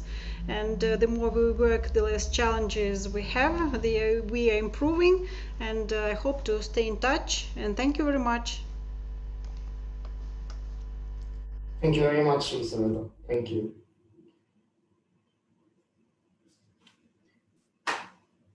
Okay, I can, if you want me to thank you, Elisabetta. It was nice meeting you, although only virtually, but let's hope that there will be times when we will be able to see projects again, and it would be very interesting to visit your project for sure. Thank you very much. You're always welcome. Thank you. Bye. Thank you. And on the, let's say, on the challenges side, from my side, from the EU level, well, obviously we cannot deny that there are some challenges which are related to the political context. Not necessarily in the cross-border cooperation programs with Russia, but especially in this sea basin kind of cooperation context. But we stress it again and again that these programs are aimed to be apolitical and really address grassroots cooperation, and this way to improve directly the quality of lives of the people in the border areas. But of course, there are also some operational challenges that we see which are related to these programs. It has been already mentioned that in order to build a cooperation program, you need time, trust, and all these things it takes time and energy to develop them. And we would very much like that this time round, the new programs 21-27, that they are adopted as soon as possible, so that the beneficiaries have enough time to implement the projects. Because there are also projects, some of the programs will invest in infrastructure projects, and they, by very nature, they take time to prepare them, to implement them. There are works involved. So we would very much like that it is possible to start the implementation on time. On our side, we as well know that we have our own homeworks. We need to prepare, for example, some templates which the programs will use. We need to prepare a template for a so-called financing agreement, which is some sort of an agreement between the EU and the Russian Federation, which is translating the rules, the EU legal rules, into the Russia context. So, so there are all these challenges ahead of us, because obviously there are many priorities that we have, and we need to focus and to make the effort so that these programs are really adopted on time, and they can flourish as soon as possible. Thank you as well. Thank you very much, Jurka, Simona. If we don't have enough questions, perhaps I would just ask you to give some concluding remarks on this first panel. Well, I learned a lot. I'm very interested in this topic, so it was an amazing opportunity to have practitioners from project program headquarters that could give us insights on the results of the cross-border cooperation in the last multi-annual financial framework. Some projects, of course, are still ongoing. And the future, of course, which priorities will we see? I see that the vocabulary is of the cross-border cooperation is adjusting to the priorities of the new Commission. Based on this discussion, I would invite our speaker for some quick concluding remarks. Would you like perhaps with changes? Would you like Simona to start, and then we move to Jurka? Why not? Thank you very much. Well, I think, well, first of all, thank you very much for inviting me. It was a very interesting exchange for me as well. With Jurka, we are in sort of regular contact because his program is one of the very successful programs that our unit is also in charge of. I think what is important is that these programs, as they are one of the few remaining platforms for the EU-Russia cooperation, and also the bilateral cooperation between member states and the Russian Federation, that these remain open, that this channel of communication remains open despite the political difficulties that there are. We are on our side, on the Commission side, we are trying to make all the possible what we can to make it happen, to accompany the current programs as well as the preparation of the future programs. It is of course not always easy, because the rules that we have are mainly made for the cooperation within the member states. So the rules not always take into account the specificities of the external cooperation. They do it to a certain extent, and we do believe that we managed to insert the main let's say issues and features which are necessary for these programs to work. But the programs will have to adjust a bit to the next legal framework in the future. And we will, on our side, we will try to do our best to accompany them in this process of accommodating to the new legal rules, and to see them, as I said, to see them adopted at the beginning of the next year, and start the implementation, fully fledged implementation in the next year. And for that, I wish them a big success and looking forward to that. Thank you. Thank you, Simona. Jukka, would you like to add some remarks to conclude? Two things. This kind of event we can see as a result of cross-border collaboration. Now we are able to see and meet each other and discuss. And this increases trust between the people. And it's the ground and fundament for everything, people and trust between them. And at least I am, and I believe that everybody is very ambitious for the future. See what is happening and great opportunity to be a part of this, creating a new program and developing the future for our region. It's really interesting and difficult task, but we hope that we can do that. Thanks a lot for this event. Thank you very much, Simona, Jukka. I think we probably need, thousands of micro cross-border cooperation programs to authentically build trust. Thank you very much. I want to thank once again Simona Polova, Jukka Bergman, and Elisaveta Družinina for their participation, for being with us, for sharing their thoughts. I'm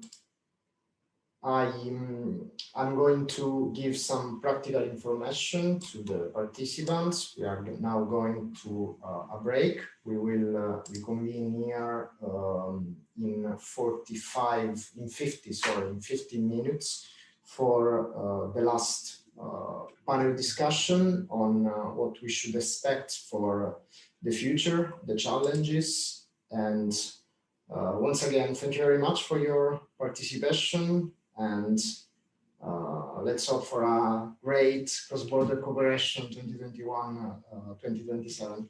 Thank you.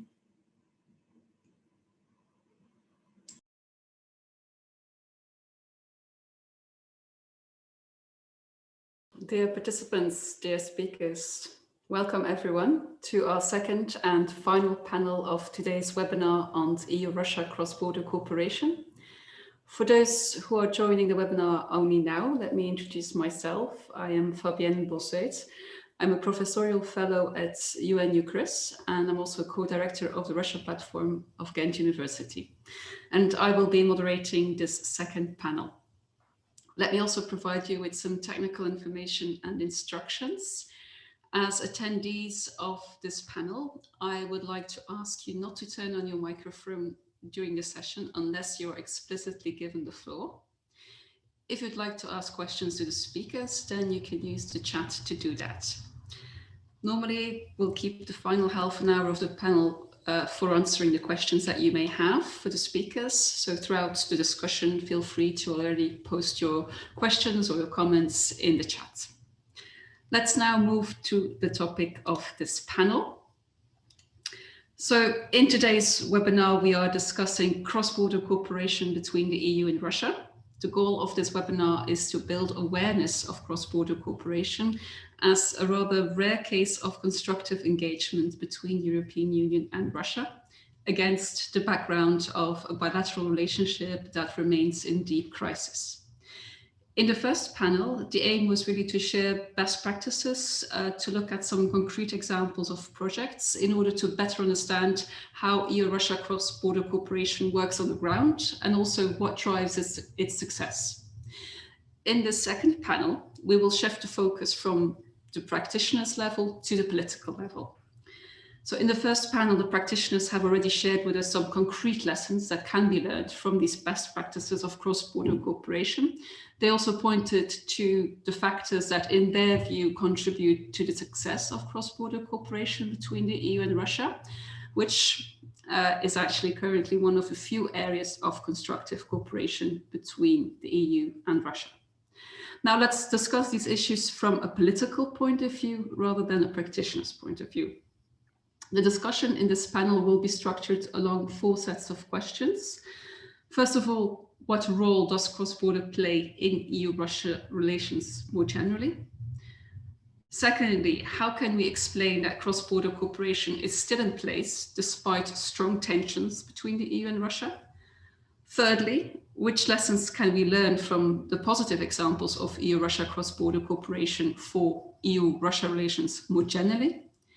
And fourthly and finally, what limitations does EU-Russia cross-border cooperation have in terms of acting as a best practice for other fields of cooperation between the EU and Russia?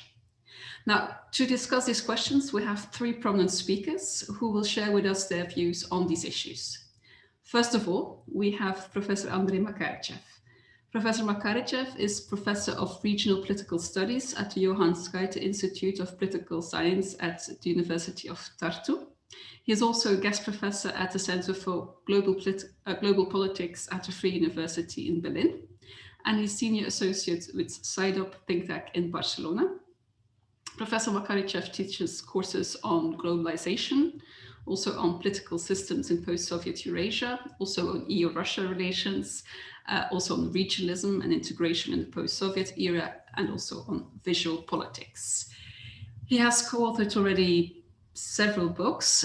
In recent years, he has co-authored 3 monographs, namely Celebrating Borderlands in a Wider Europe, namely Nations and Identities in Ukraine, Georgia, and Estonia. He's also co-authored a book, Lotman's Cultural Semiotics and the Political.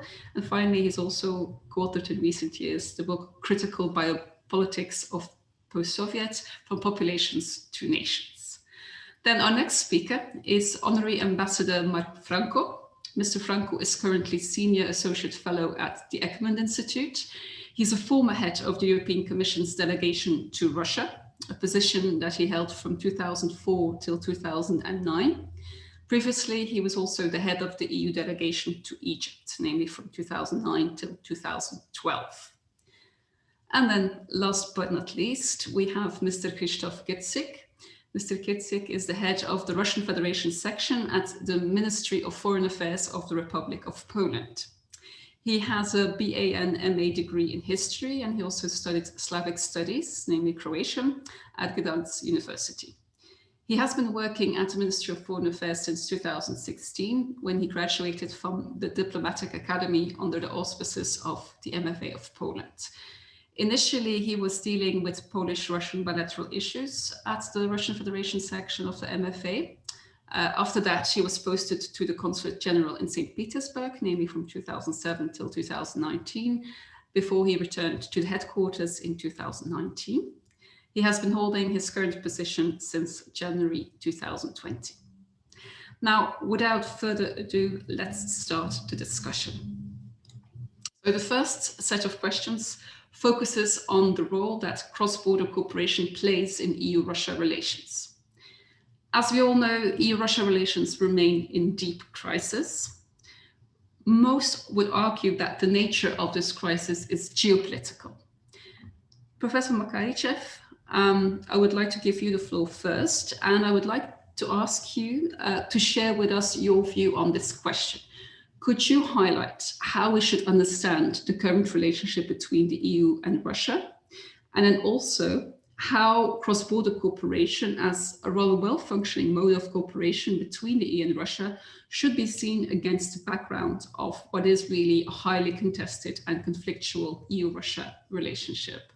The floor is yours. Thank you very much, Fabienne, for introducing me and for giving me floor, for inviting me.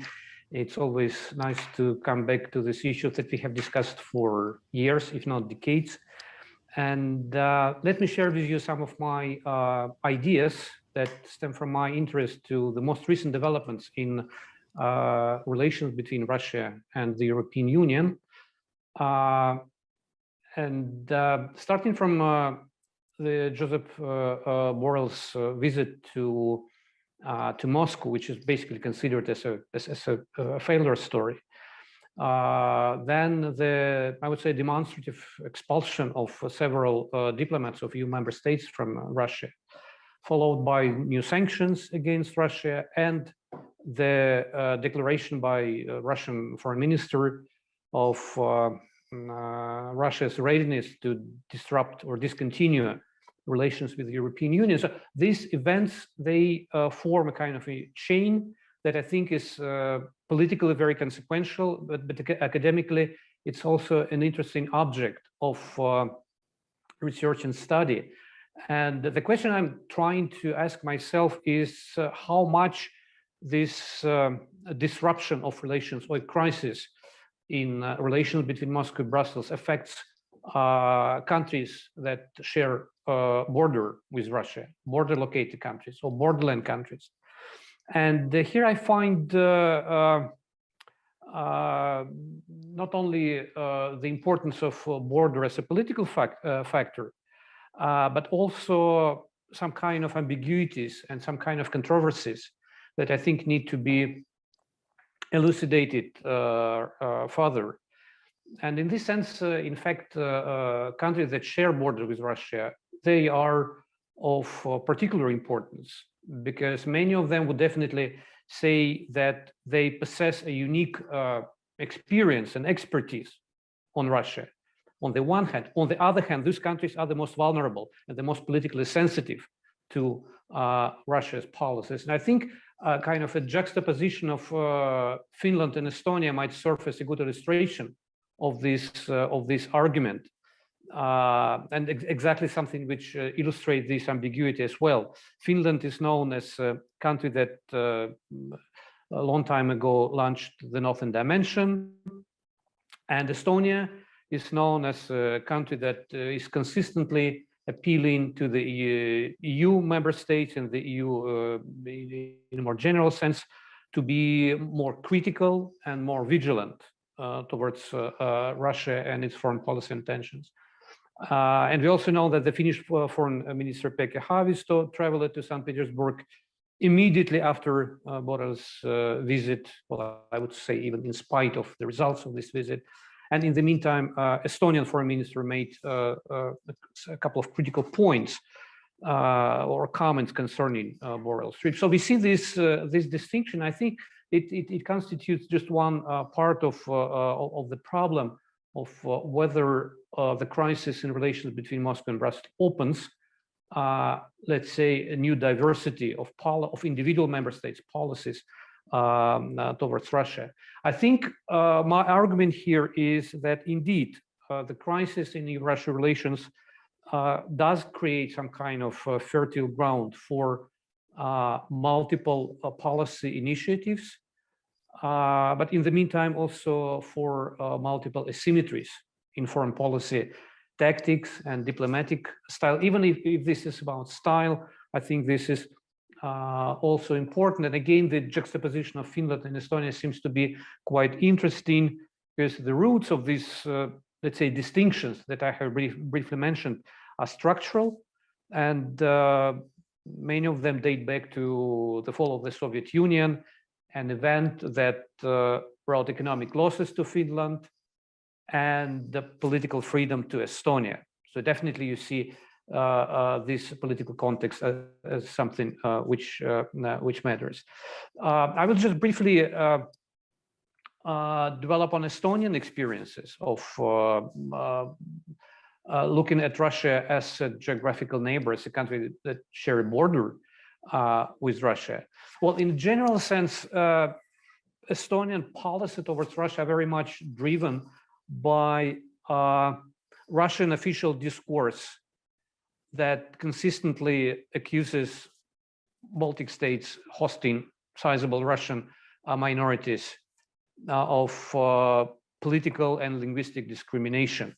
And what I would like to draw your attention to is that in Lavrov's interview, in which he explained the reasons behind this declaration of discontinuation of relations with the European Union, Russian Foreign Ministry explicitly, again, and I would say in a very confrontational way, mentioned the three Baltic states as one of the elements of Russia's unhappiness with the European Union in general, which basically, in my reading, again, means that unfortunately Moscow did not fully and unconditionally accept the integration of Baltic states into the European Union, into, let's say, this transatlantic West.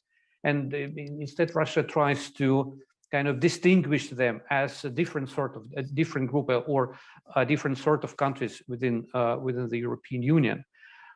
And against this background, definitely Estonia faces a challenge.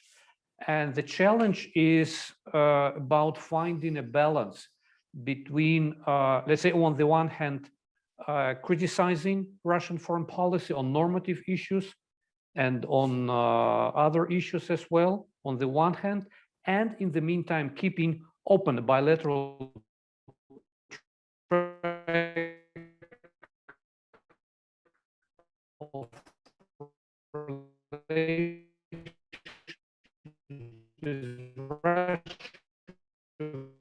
which includes a very important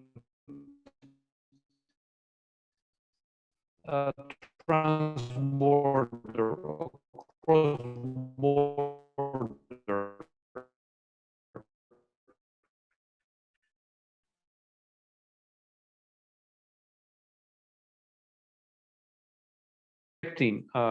the territorial integrity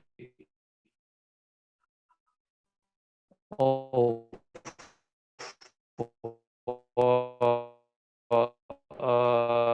such Crimea. These issues seem to be quite important in the Estonian UN Security Council agenda, and that's also translated or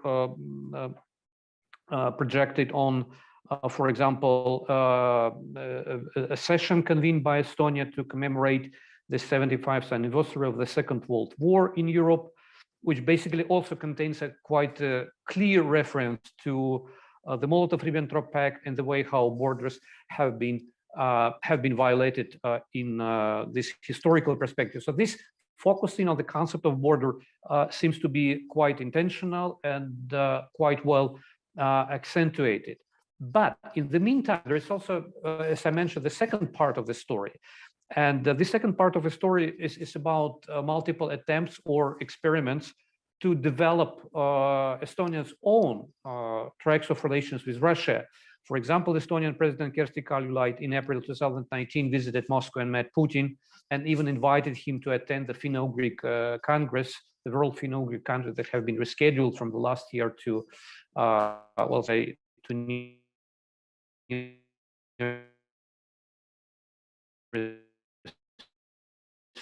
future, with a proposal to continue with the ratification of the border treaty. Estonia is one of the only country in the EU and NATO that does not have a ratified border treaty with Russia, which is, of course, politically speaking, might constitute a problem. Of course, the fact that the new Estonian government decided to raise this issue in the very first couple of weeks being in power basically is motivated by domestic considerations of trying to present themselves as a pragmatic and trustworthy and functional team. But still, political importance here is also there. And in Estonian expert circles, there are different voices who would support the idea of developing bilateral track of dealing with Russia. I'll just give you one quotation that I found quite interesting. It comes from Kadri Lik from European Council of Foreign Relations, who wrote a few weeks ago, should a Russian fighter jet crash over Lithuania or a NATO one lose a missile over Estonia, both of which have happened, it would be good for the capitals concerned to exchange information directly, as opposed to relying solely on the link between NATO Supreme Allied Commander Europe and the Chief of the Russian General Staff. Not to mention more mundane business between neighbors, from the civilized delinking of electricity grids and maintaining transport links to handling COVID-19 and searching for Prosha, the Russian bear who strayed into Estonia and was safely returned home. End quotation. So that's what I can say on this part of the story. And one more small addition to this geopolitical story, and this comes from the COVID-19 situation and the border lockdown, something which I would conceptualize more from a biopolitical perspective, because it's about pandemic and it's about these restrictions that became part of our everyday life since last March.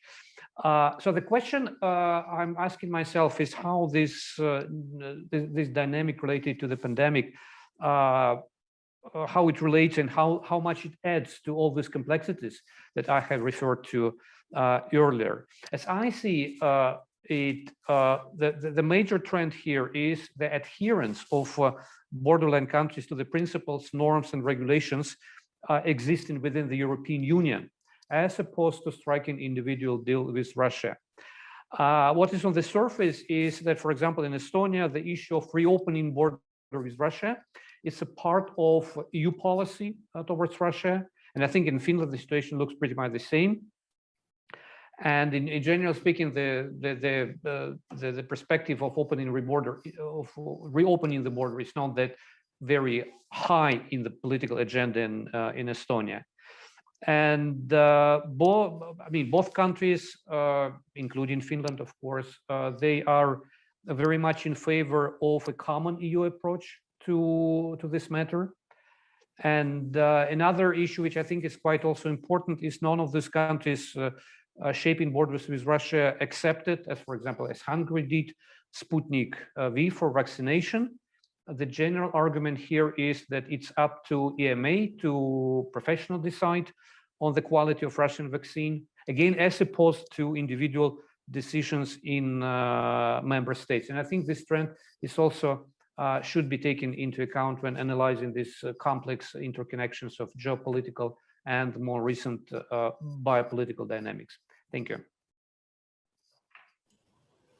Okay, well, thank you very much for a rather extensive outline. But of course, you're touching there upon some very important issues, especially if we then look at it from the perspective of the so-called bordering countries. Now, Estonia is one such case. Finland is another such case. In a short while, we'll move on to another case, namely Poland, and then we'll hear it firsthand from a diplomat. So you're really touching there upon some very important issues when we're dealing with well, the broader question, of course, of EU-Russia cooperation, because especially if we're talking about border cooperation, cross-border cooperation, of course, this only is between those bordering countries, including Estonia, including Finland, and also Poland. So they are, of course, the main beneficiaries and the main stakeholders. But I would like to now turn to the second set of questions, which is on the question how we can explain that this cross-border cooperation is still in place and is actually rather successful, despite having such strong tensions between the EU and Russia at a higher diplomatic level. And for this question, I would like to turn to Mr. Mark Franco. Mr. Franco, I would like to ask you if you can perhaps from your experience, but also because you're still looking into these issues as you're now affiliated to the Ekman Institute.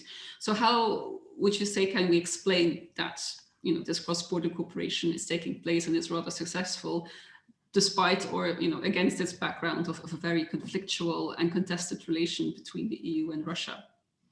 Okay, thank you, Fabienne, for giving me the floor. I'm not sure I have the replies to your question, but what I would like to do, rather than directly reply, is indirectly reply by trying to understand what cross-border cooperation, in fact, what it is about, how it came into being, and what, in fact, the meaning is at this moment, and also then possibly what role it can play in future. Because this morning we had very interesting discussions where we looked at various project examples, case studies of how cross-border cooperation functioned. But above the micro level, that means the project level, the implementation of the project, there is a kind of an overall macro environment in which these projects are identified, developed, and be implemented. So I think it's interesting to go back to where cross-border cooperation started and why it started. And then we have to go back to the 1990s, which is, I would say, the kind of the wonder years of the European Union, because before 1990, the European Union was not much more than a customs union with a common agricultural policy. And in the 1990s, we have the entry into force of the common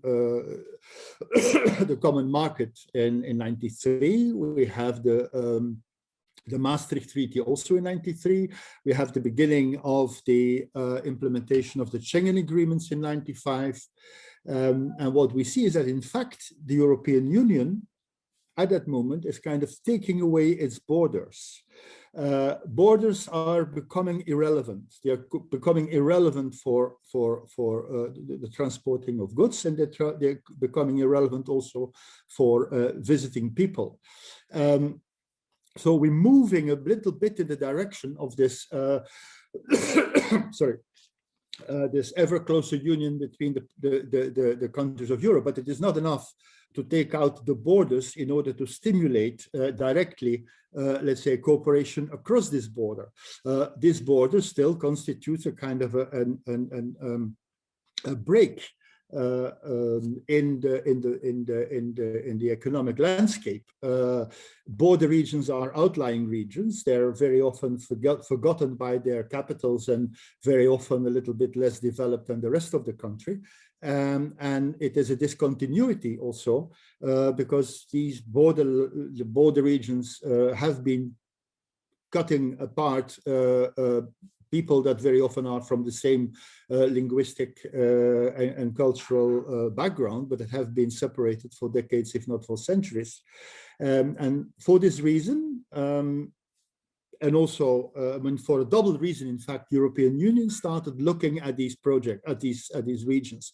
First of all, from a cohesion point of view, because I mean, as you probably know, if you've studied the history of European Union, the regional funds, the cohesion activities in the European Union multiplied by a factor 3 between the 80s and the 90s because of the entry into force of the common market. So developing border regions that are less developed than the rest of the country is part of this this objective. Secondly, as I said, borders are becoming irrelevant, but it doesn't mean that across the border automatically the cooperation starts booming. So an effort has to be made in order to take away this discontinuity in the geographical map of Europe. So we have Interreg, cross-border cooperation within the European Union in order to finish this kind of job of taking away the importance of borders. And then very soon afterwards, when it becomes clear that the countries of Central Europe will become member states of the European Union, this activity is extended to them, because there, of course, the split is already is even more severe than it is between the member states of the European Union. We are making an effort from the early 1990s onwards in order to also develop cross-border cooperation with these countries in Central Europe, because they will be part of the Union, they will be part of this, what is supposed to be a kind of a continuous area, region, European region of cooperation and integration. 2004, the entry of these new member states in the European Union, we get new borders. What does President Prodi says? We don't want new dividing lines. We want new dividing lines in Central Europe. We want, in fact, there also extend the influence of the European Union with the neighborhood programs. And with the neighborhood programs comes also the extension of cross-border cooperation to the countries of Central Europe that participate in the neighborhood programs. Russia is then a bit, of course, a case apart, because whereas for Russia does not participate in the neighborhood programs, but nevertheless Russia is included in the and is interested in implementing the cross-border cooperation program. From the beginning, there has been a bit of a problem. I mean, I happened to be in Moscow when some of these programs were being negotiated, because it is it went against a number of basic principles underlying Russian policy. First of all, it is kind of very decentralized to the regions. The center doesn't really have full control of what happens in the regions, what projects are being implemented, how they're being implemented. And secondly, this morning we also mentioned the issue of symmetry. Now, in the implementation, there is a high degree of symmetry between the European Union partners and the Russian partners, but at the same time, the management authorities still are in the member states. So this is something that went down very well in Russia, but in the end they accepted.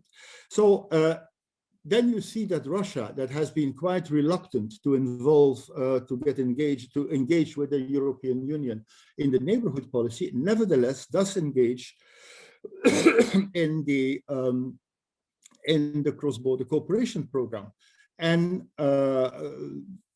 with the time does it in an increasingly, I would always say, enthusiastic and efficient manner, which means that we can say that that this is possibly an example, that is possibly a starting point that we can further build upon in the cooperation with Russia, because it is very interesting to see that neither the European Union nor Russia has proposed to scrap the cross-border cooperation program.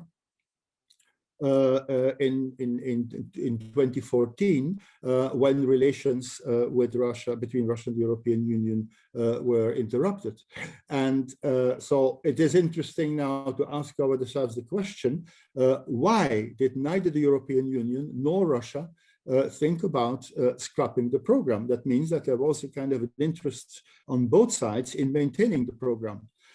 Interest of the European Union for developing border regions, I think, is the same as it was for already in the cross-border cooperation programs before. Member states of the European Union were used to this because they were already practicing this cross-border cooperation and benefiting from the results of cross-border cooperation from the early 90s onwards.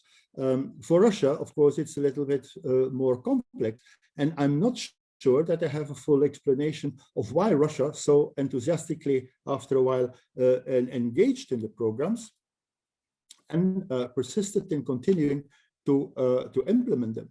Yes, there is an interest, of course, in the Baltic region, the Baltic Sea region. The Baltic Sea is important for Russia, not only because, of course, it is the access to St. Petersburg port, but also because the Baltic countries are kind of a natural transit area for Russia exports and for imports to Russia. It's part of the let's say the economic tissue there. Could be better than it is now, because of course there is a lot of tension and this has been interrupted. There is an interest on both sides from Russia and the European Union in the environmental aspects in the Baltic Sea. But also there, the question is, and I don't have really the full reply to this, how come on the Russian side, where there is a clearly centralized political system that wants to control everything, that they continue enthusiastically to engage in a program where a lot of the decision-making power lies in the regions, is decentralized, and is implemented locally. So I think we have to continue to work on these issues and see why it is, and when understanding how this all operates, to see how we can build on it to further develop it in future. It is one of the only areas where there is a continuous cooperation between Russia and the European Union, and it could well be the stepping stone for further and more expansive, more expanded cooperation.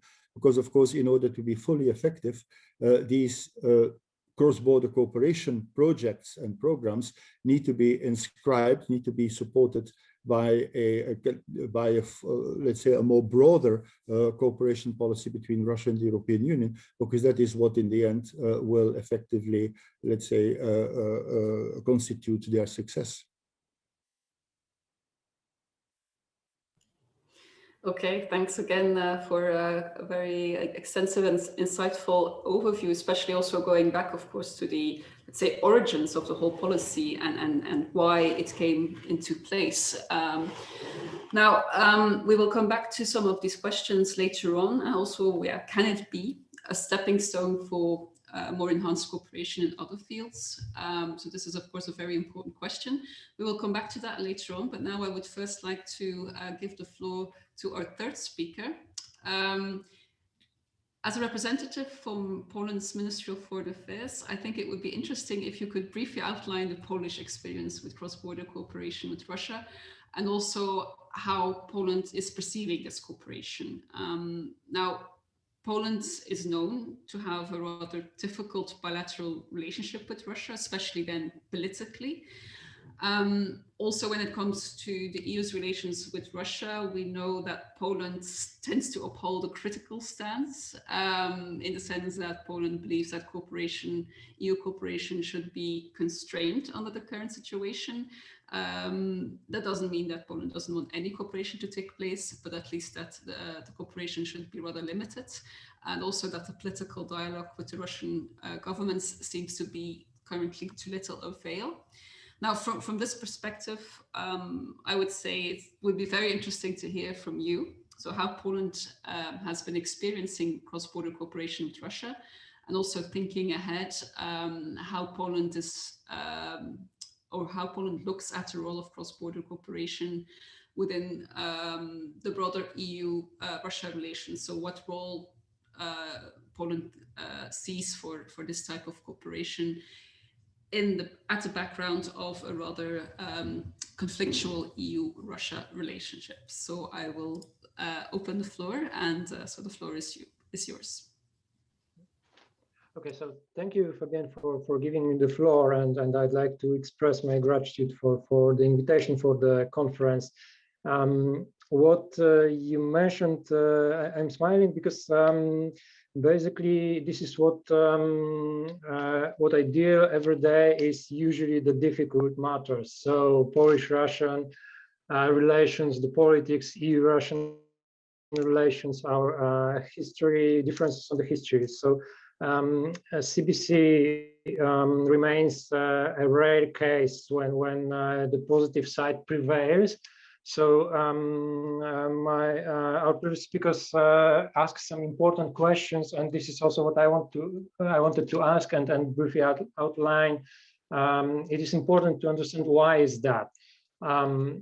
When it comes, I fully agree with the view that we need to seek the roots in our overall relations in 90s or even earlier. But let me mention that what I'm talking about, it's not just an abstract construct so about some projects that are far away from Warsaw, from Brussels. I was born in Gdańsk and lived for several years in a small town 20 kilometers from the border, from the Russian border. And indeed, the 90s, both for Poland and for Russia, were difficult. What is important, what happened in 90s and early 2000 is that as a society, due to the changes, we lost interest in our towards our close neighbors, so Russia. So when it became possible to travel to the Western Europe, and when traveling to Russia became more difficult, all these ties, the people-to-people ties, were maybe not entirely cut, but significantly limited. So having said that, the CBC program is about the people. So this is one of the tools that vastly help to facilitate the people-to-people context. It allowed to solve the very particular problems on the ground for both sides of the border. And this is probably one of the keys of its success. But also the bigger politics was mentioned here. And so let me shortly present a few remarks on EU-Russia relations that might be of importance for the discussion.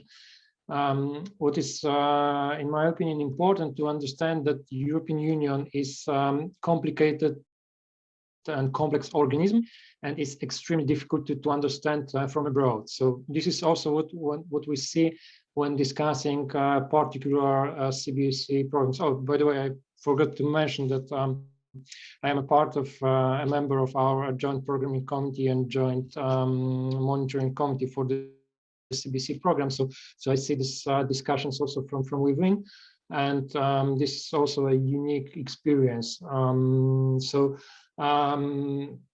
This is difficult to understand the European way of thinking from one point of view, but it is also extremely important to have in mind that the CBC and the European Union, it is about the people, so about the people on the ground.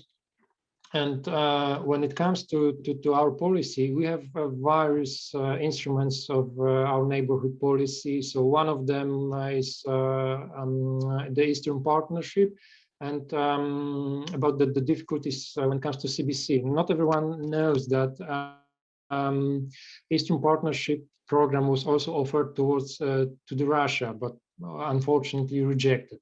So another one program or instrument that we have is the CBC, and it works both when it comes to Poland, to Estonia, Latvia, Finland, and then some other countries. Coming through to the more difficult issues. So when discussing the CBC programs, it is also important to have in mind that we cannot forget about the overall EU-Russia or Polish-Russian relations, the overall state. So we have a framework for these relations anonymously agreed. So this is the 5 guiding principles that was agreed in March 2016, and recently that has been reconfirmed by our ministers of foreign affairs, also anonymously. What I wanted to underline that this is neither Poland nor any other single capital that is shaping European policy towards Russia. It is our joint policy. It might be of attraction to say that, okay, Poland is guilty, that Estonia is guilty, that some other countries are, if not guilty, then somehow in favor of better relations. This is attractive idea, but from our point of view, it is not true at all. From our point of view, these 5 guiding principles, they provide us with enough tools to pursue successful policy towards Russia, and basing, of course, on the principles of the international law. So the more difficult these relations are between Poland or wider European Union and Russia. So I believe that the more important is to build the people-to-people context. And this is also what the CBC program is about.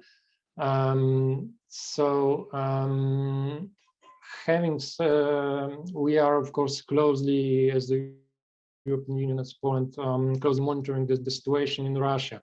So we understand that nowadays the dream towards a fully fledged authoritarian regime is something that is of utmost concern. But we cannot forget about the people that lives in Russia.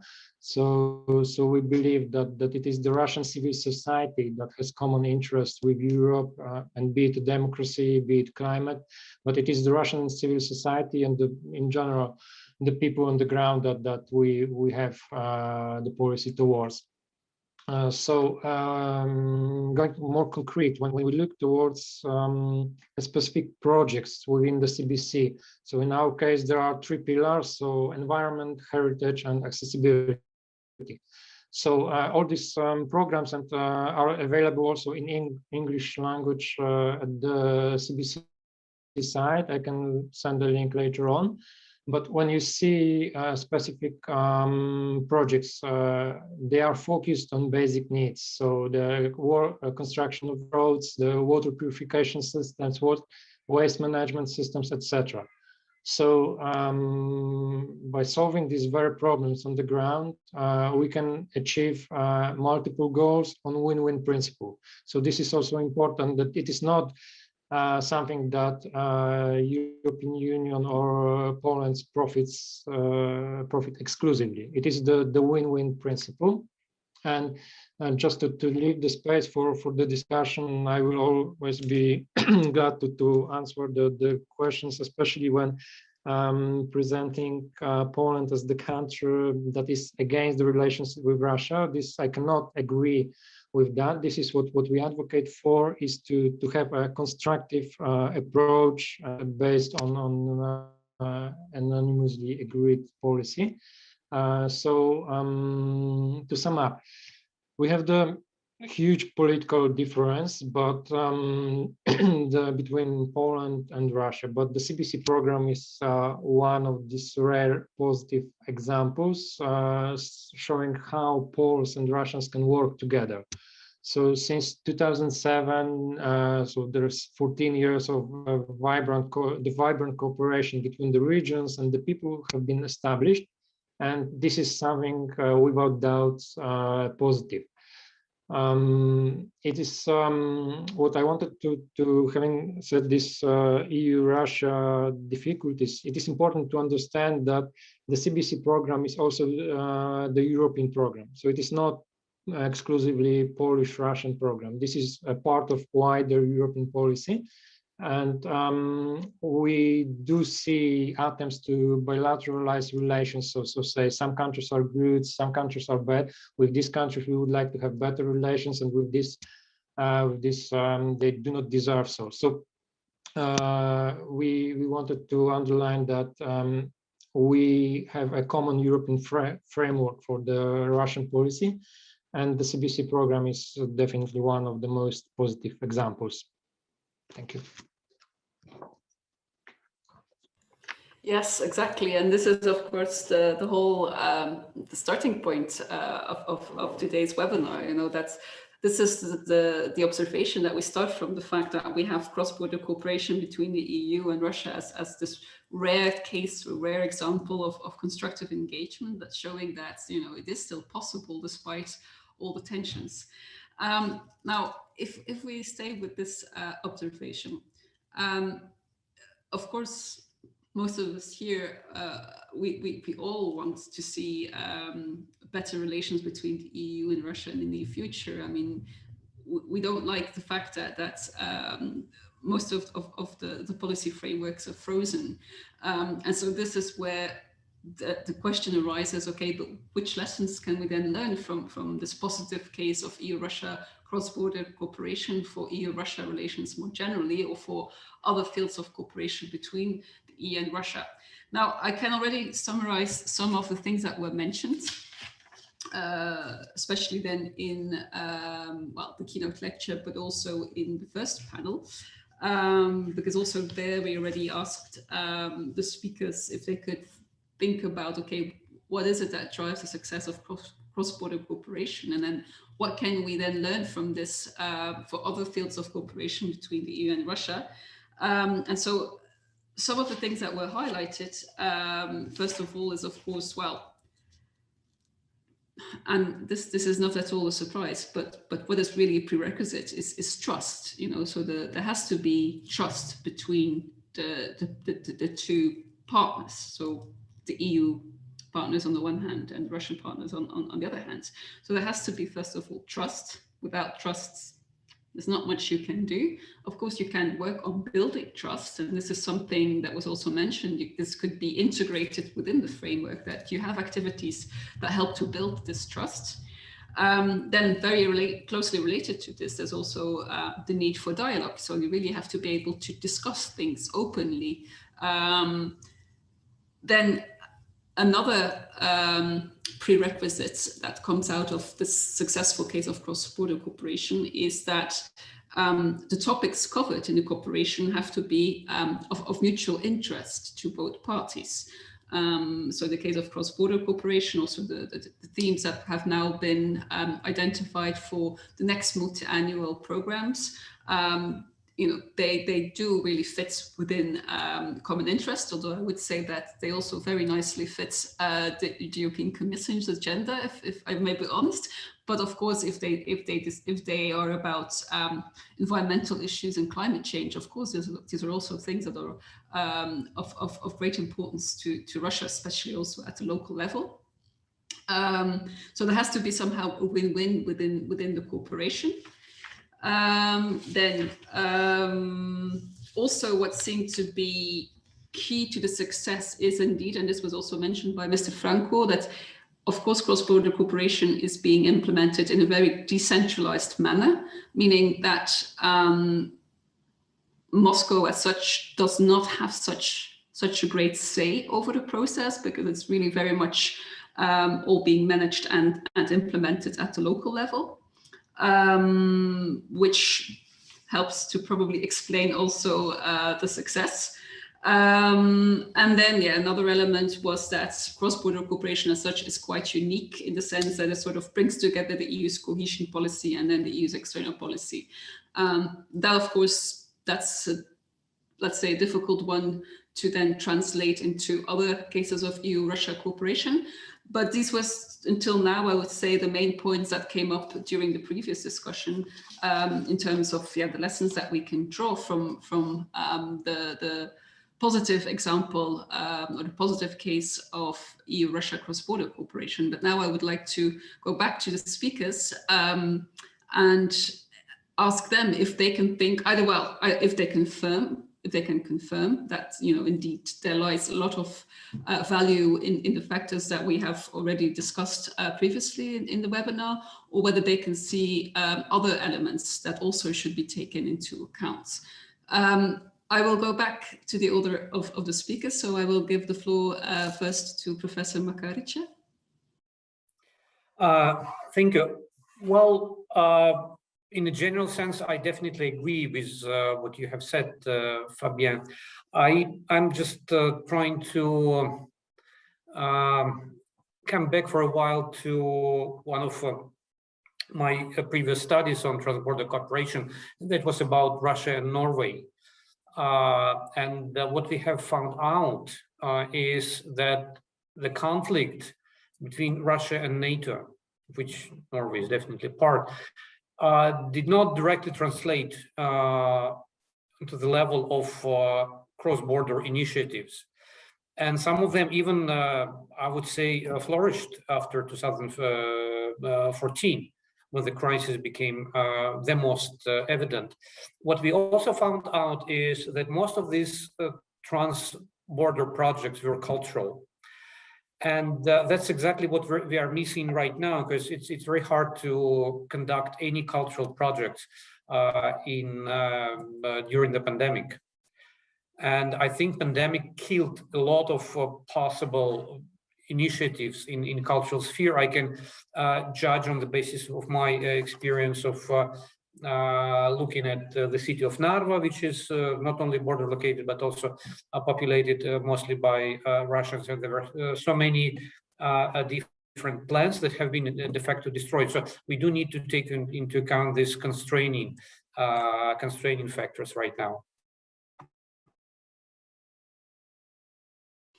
Yes, actually, that also really nicely chimes with one of the points made by a speaker in the first panel, because she was, as a Russian practitioner involved in a cross-border cooperation project, she was presenting her project, which was indeed in the field of culture, and she was also highlighting this unique role that culture seems to have when it comes to EU-Russia cooperation, and not only presumably when it comes to cross-border cooperation, but also more generally. Okay, so then we can move on, and I would like to give the floor now to Mr. Mark Franco.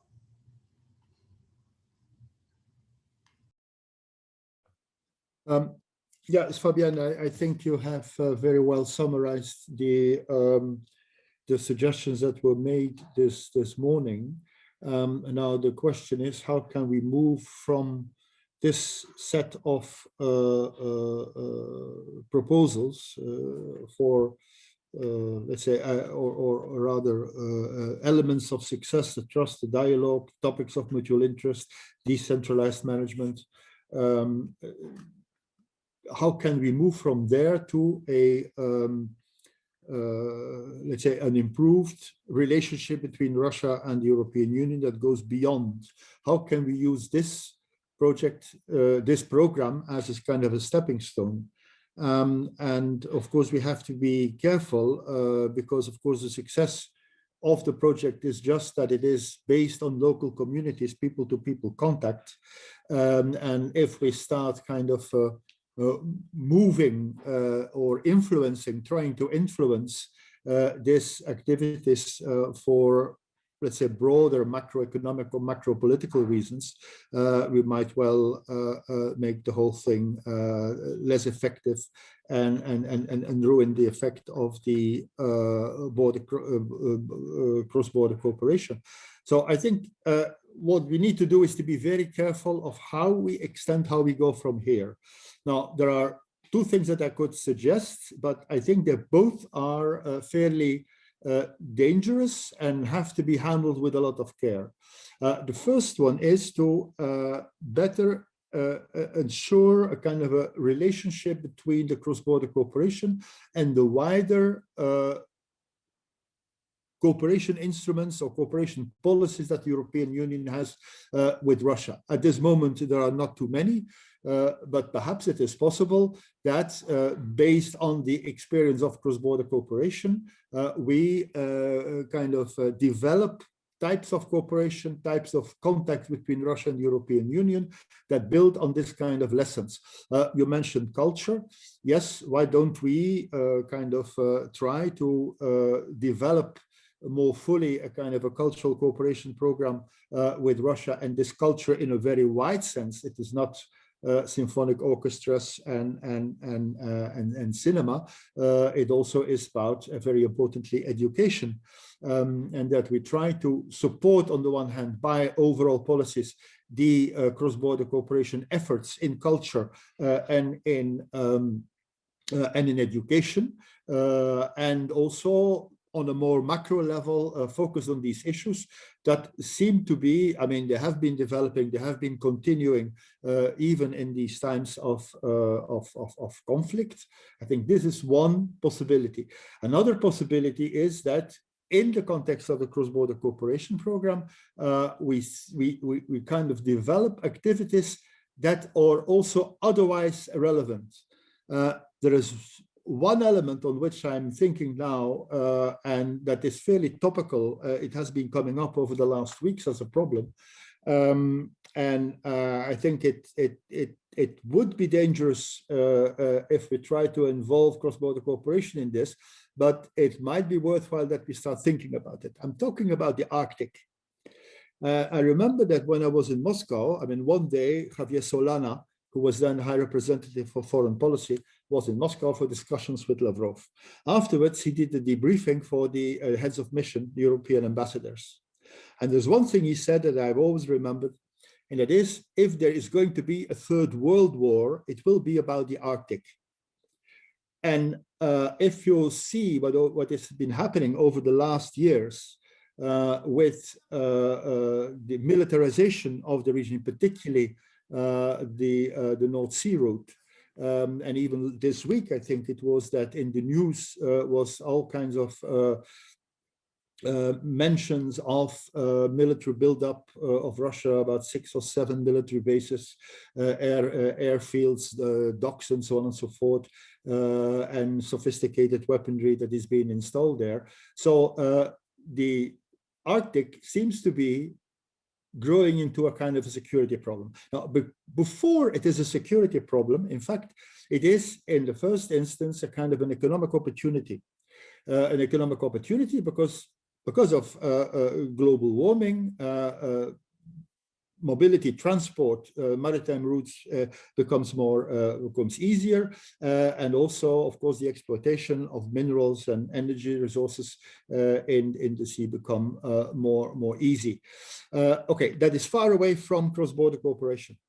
But nevertheless, there is an active program of cross-border cooperation in that area where trust has been established, where dialogue is taking place, where topics of mutual interest are being developed. Now, I just wonder to what extent, building on that, one cannot kind of extend cross-border cooperation and put an emphasis there so that the trust and the confidence building that happens in this region could extend also to other issues than just the kind of directly people-to-people contacts that are being established, whether that can be a kind of a stepping stone to go further in cooperation, because it creates a kind of a confidence where we can further develop cooperation with Russia on another level, with another dimension, but in an area where we have been developing and establishing trust and dialogue on topics of mutual interest already. We were just kind of extended a little bit. I repeat, it is dangerous what I'm saying, and it really has to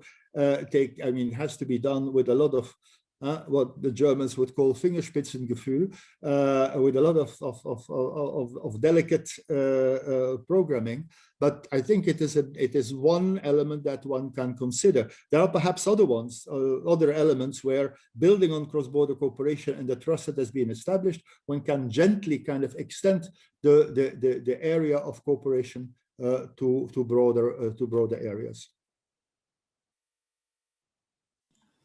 Okay, yes, well, thank you for giving already a concrete case, namely the Arctic, which indeed has come up as a possible other field where constructive engagement between the EU and Russia can take place, whether or not in the format of cross-border cooperation, because already indeed within the region there is regional cooperation / cross-border cooperation taking place between the EU and Russia, but at the same time, definitely this also holds certain potential dangers, and so it remains to be seen, of course, to what extent this would become another area of constructive engagement.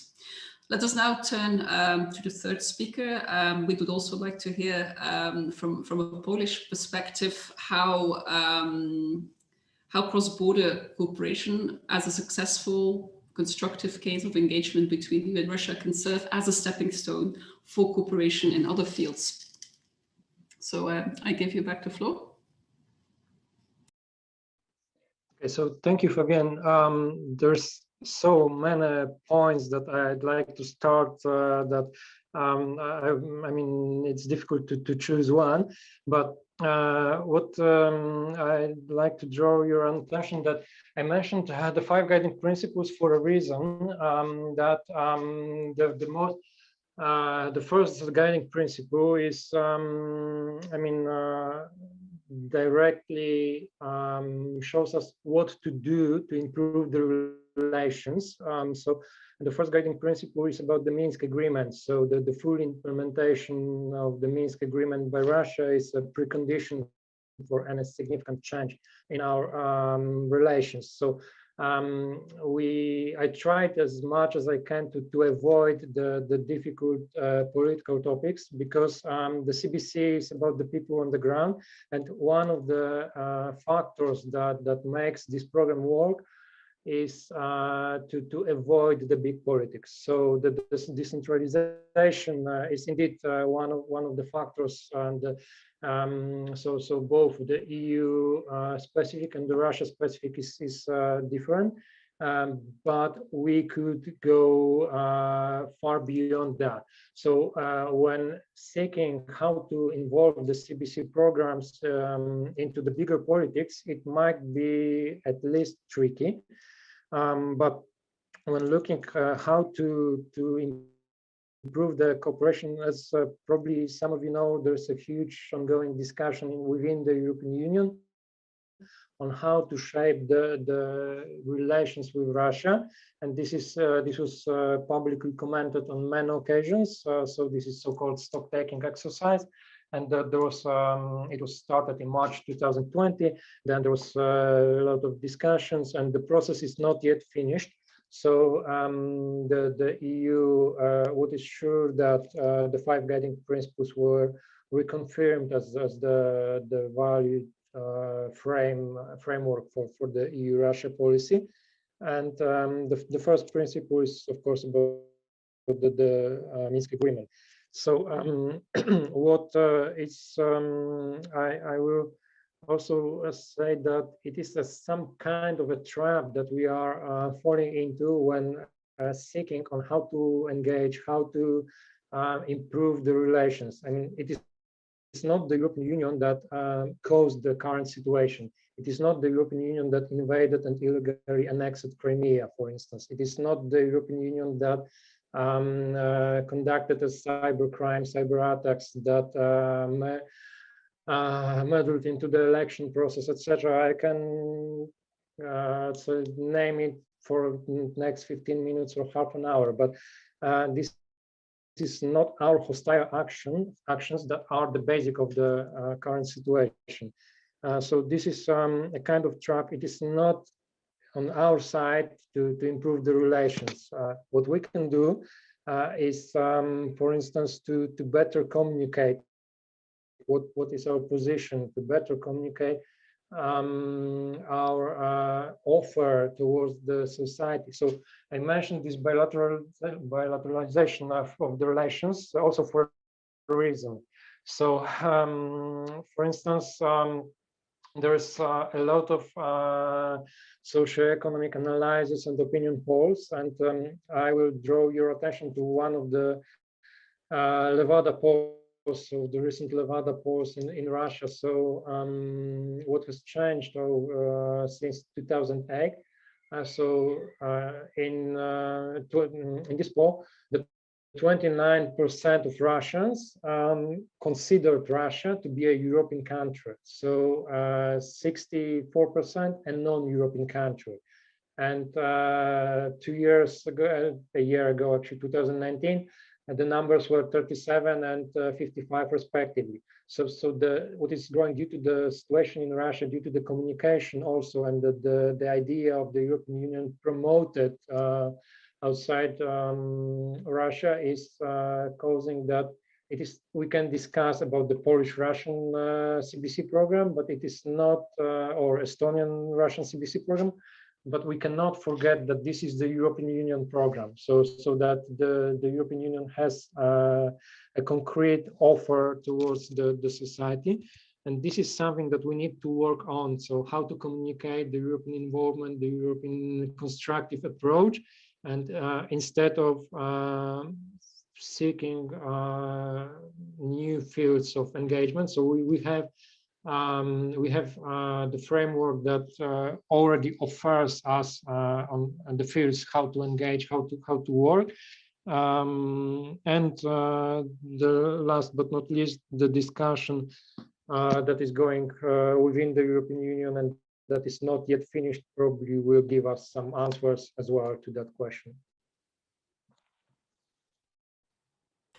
Okay, thanks also for sharing your view and of course, presumably the Polish view on this issue.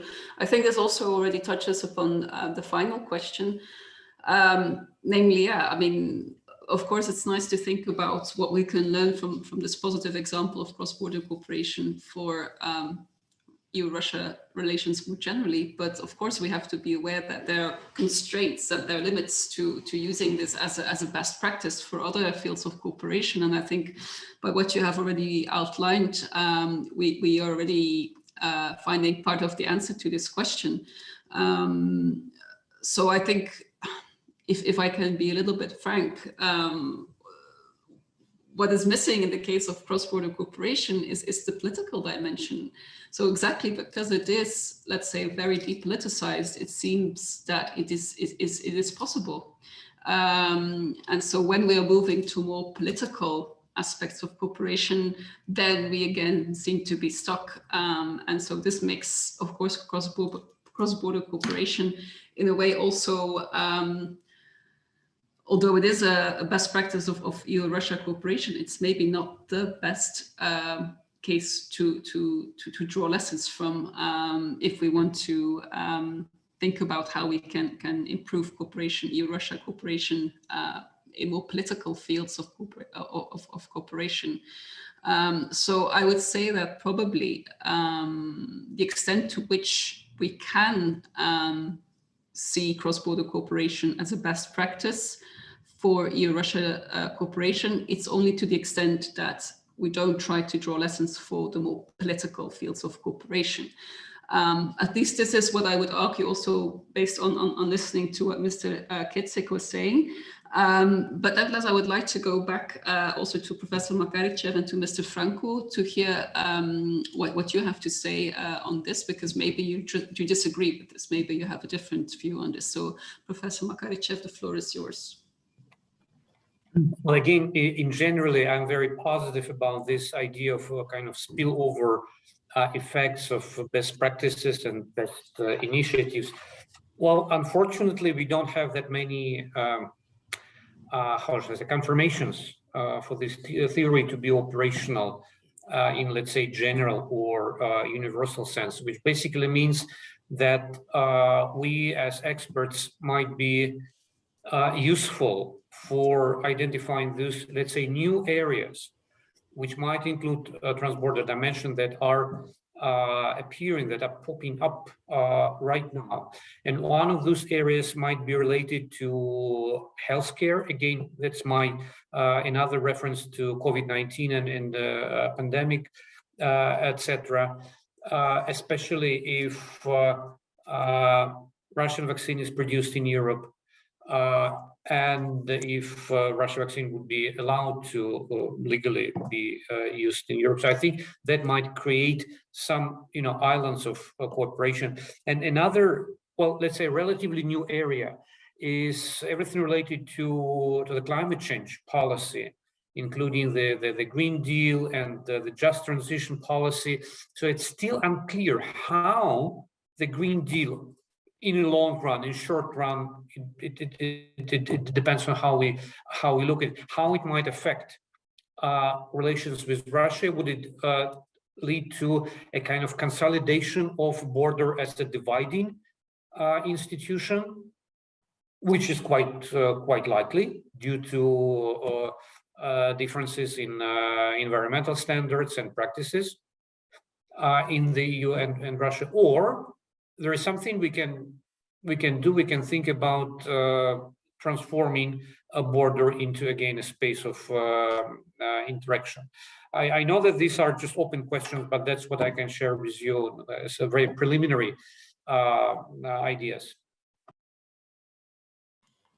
Yes, well, I'm aware that definitely when it comes to the environment and climate change, these areas do come up also as a possible area where, well, if we follow the 5 principles, also selective engagement could proceed a bit further than currently.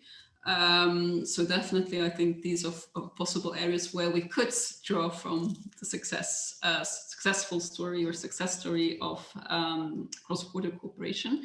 And even, I mean, as we know, also climate change and environment have been now identified as one of the key areas in which the next multi-annual framework will focus on for the cross-border programs. Okay, so let's move to Mr. Franco. Maybe you also have some further thoughts that you would like to share on this question. You're still muted.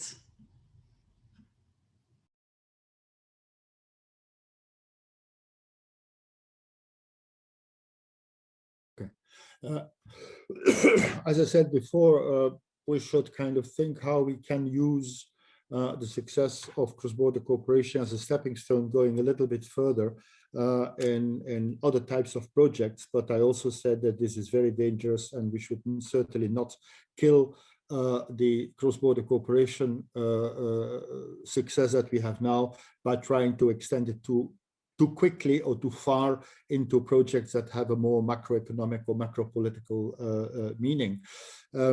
But I mean, at the same time, we say, oh, okay, cross-border cooperation is about people. Yeah, it is about people, but let's be serious. It's about more than people. It's about building up a civil society. I mean, when I go back to my time in Russia, we had 3 types of small projects, what we would call people to people. One was on the cultural field. We had also a budget for social projects and a budget for human rights democracy projects. In all 3 cases, the aim was reinforcing civil society because I mean, on the cultural side, what we tried to do was support artists, support artistic groups, and also bring Russian cultural actors closer in contact with European ones, West European ones. On the social side, we try to kind of stimulate orphanages, help orphanages and other kinds of social initiatives for handicapped children. Was it about the children? Yeah, it was about the children, but it was also about building up a civil society. And the same goes for, of course, the programs on democracy and human rights. Were we about democracy and human rights? Yes, of course we were, but it is about building up civil society. The 3 types of projects were about building up civil society. So what we're doing with the cross-border cooperation programs I mean, this is, I would say, also the European Union agenda, is to reinforce civil society in Russia. And I think this is an element that we should be very genuine about and think about how we can best, what type of projects do indeed best support the coming into being, I mean, the development of civil society in Russia. And there, the first speaker this morning already indicated that on the Russian side, this is not something that they like because they prefer infrastructure. And in the second period that in the graphs that he showed, infrastructure went up and the other projects went down. Okay, so we have to live with that, and we have to live with also with the kind of the priorities that the other side puts on the table. But I think on the side of the European Union, this kind of development of civil society in the border regions should be kind of a clear element on the agenda that we put on the table. Because this is, I mean, short of having wider, broader, more intensive cooperation programs and cooperation with Russia in a much more broader field. I mean, that can happen the moment the political deadlock is being lifted. In the meantime, the effect, what we should aim at is support and strengthen as much as we can civil society in Russia. Yes, thank you. Well, I think this also very much is in line what Mr. Kitsik has already highlighted. And this is, of course, also one of the so-called 5 guiding principles, namely the 5th one, in which the EU really still puts a lot of emphasis on the need to further establish contacts at the level of civil society, but also to further strengthen the people-to-people contacts. So, Mr. Kitsik, I don't know if you would still like to add anything to that? Yes, thank you. Actually, I agree almost fully. Indeed, the people-to-people contacts are about the strengthening the civil society as well. Polish official position is that human rights and civil society should be a top priority when it comes to EU-Russia relations.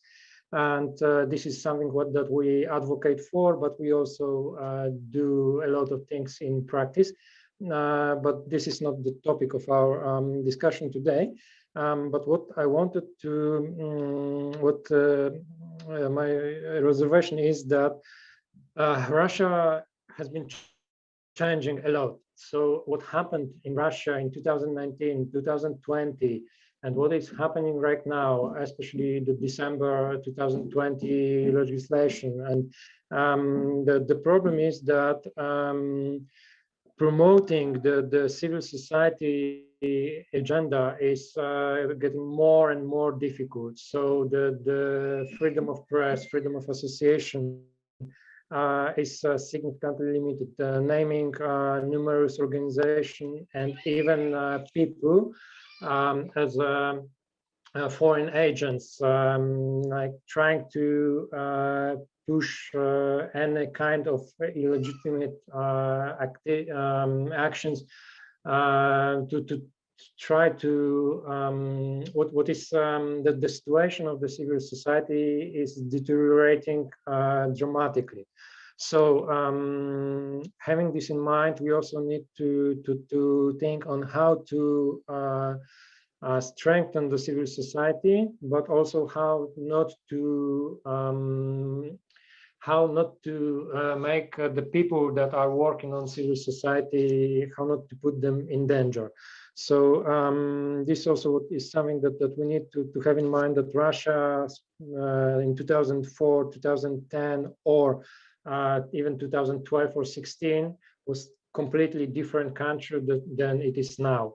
And this is unfortunately much more difficult environment for the civil society.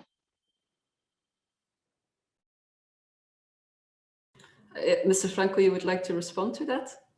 Yes, you need to unmute yourself.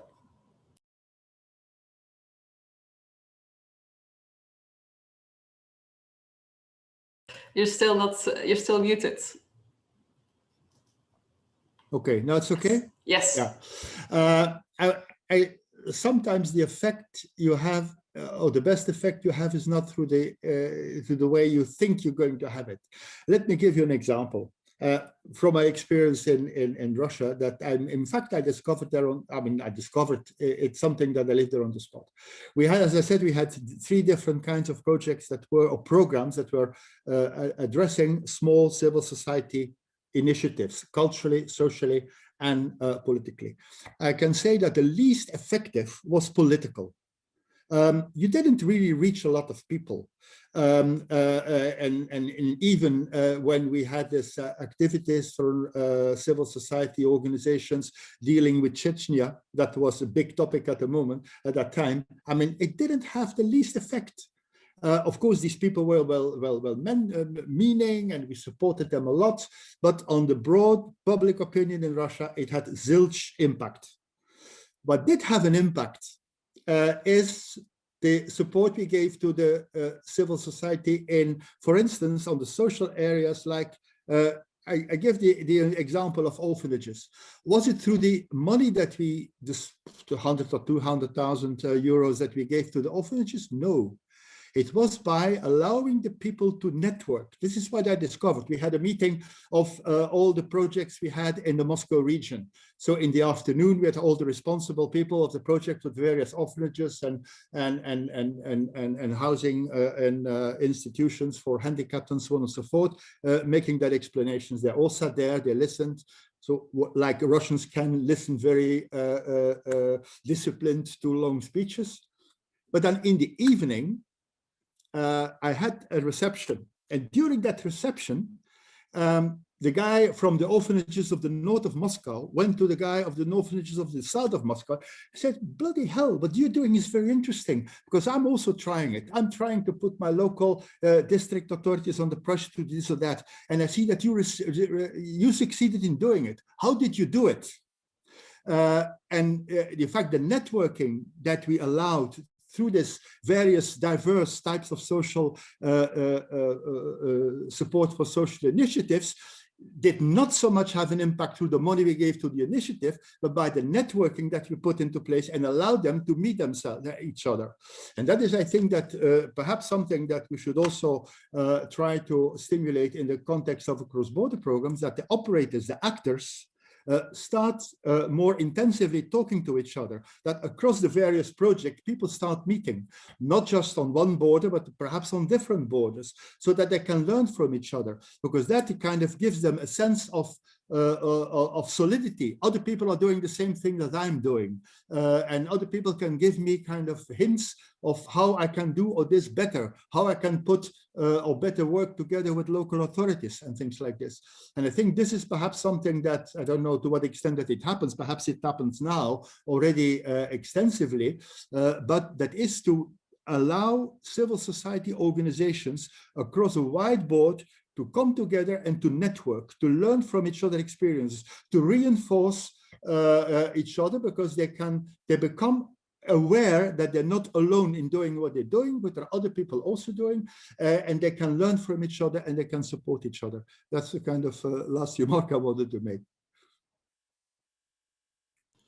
Yes, and I think this also ties into what we already discussed. So the fact that the extent to which we can use cross-border cooperation as a best case for other fields of cooperation between the EU and Russia is to the extent that it works in other non-political fields of cooperation, because as you've just mentioned, the more political projects were, or let's say in nature, the more political they were in nature, well, the less effective they were. I think this is also quite an important lesson that we can take home.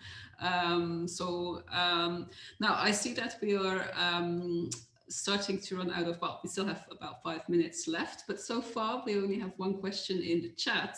So I was wondering whether anyone else in the audience wanted to raise a question, because now I would say now is the time to do so, because we will soon be running out of time and then there will be no opportunity anymore. So to the participants, I would really like to explicitly ask if you have any questions, so please let us know now, so that I can give you the opportunity to have your question also answered by one of the speakers. But so we do have one question. It's quite a specific question, and I think it's directed specifically at Professor Makarichev. So I don't know, Professor Makarichev, if you feel okay with addressing the question. Yeah, sure. Okay, go ahead. So the question was whether and how the Baltic states have perceived recent speech by Putin during the celebration of the Days of Crimea in Moscow, in which Russian president has underscored that he will never tolerate someone using Russia's rich gifts to damage the Russian Federation. And yeah, so it looked like a warning signal to Ukraine and Baltic states. Well, definitely I can confirm that this rhetoric, which by the way is not for the first time used by the Russian president, is meant to send a certain signal to basically neighboring countries, and then mostly neighboring countries.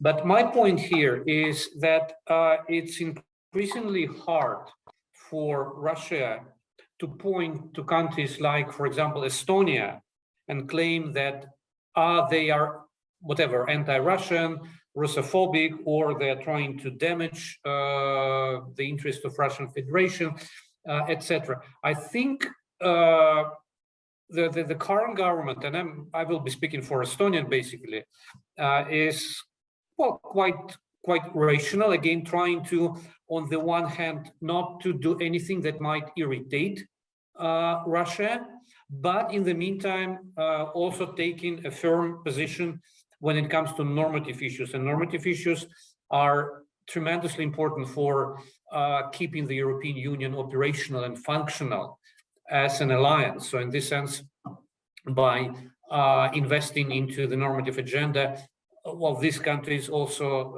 invest into their into their own interests. So in this sense, I would say that many things are changing, and I'm not sure whether the Kremlin kind of duly notices those changes. For example, memory politics in Estonia is changing. If you look at what was the dominant position in the 1990s and compare it to 2020, 2021, you will see that memory politics became much less accusatory and much more, let's say, inclusive mostly about raising questions rather than pointing to the figure of evil.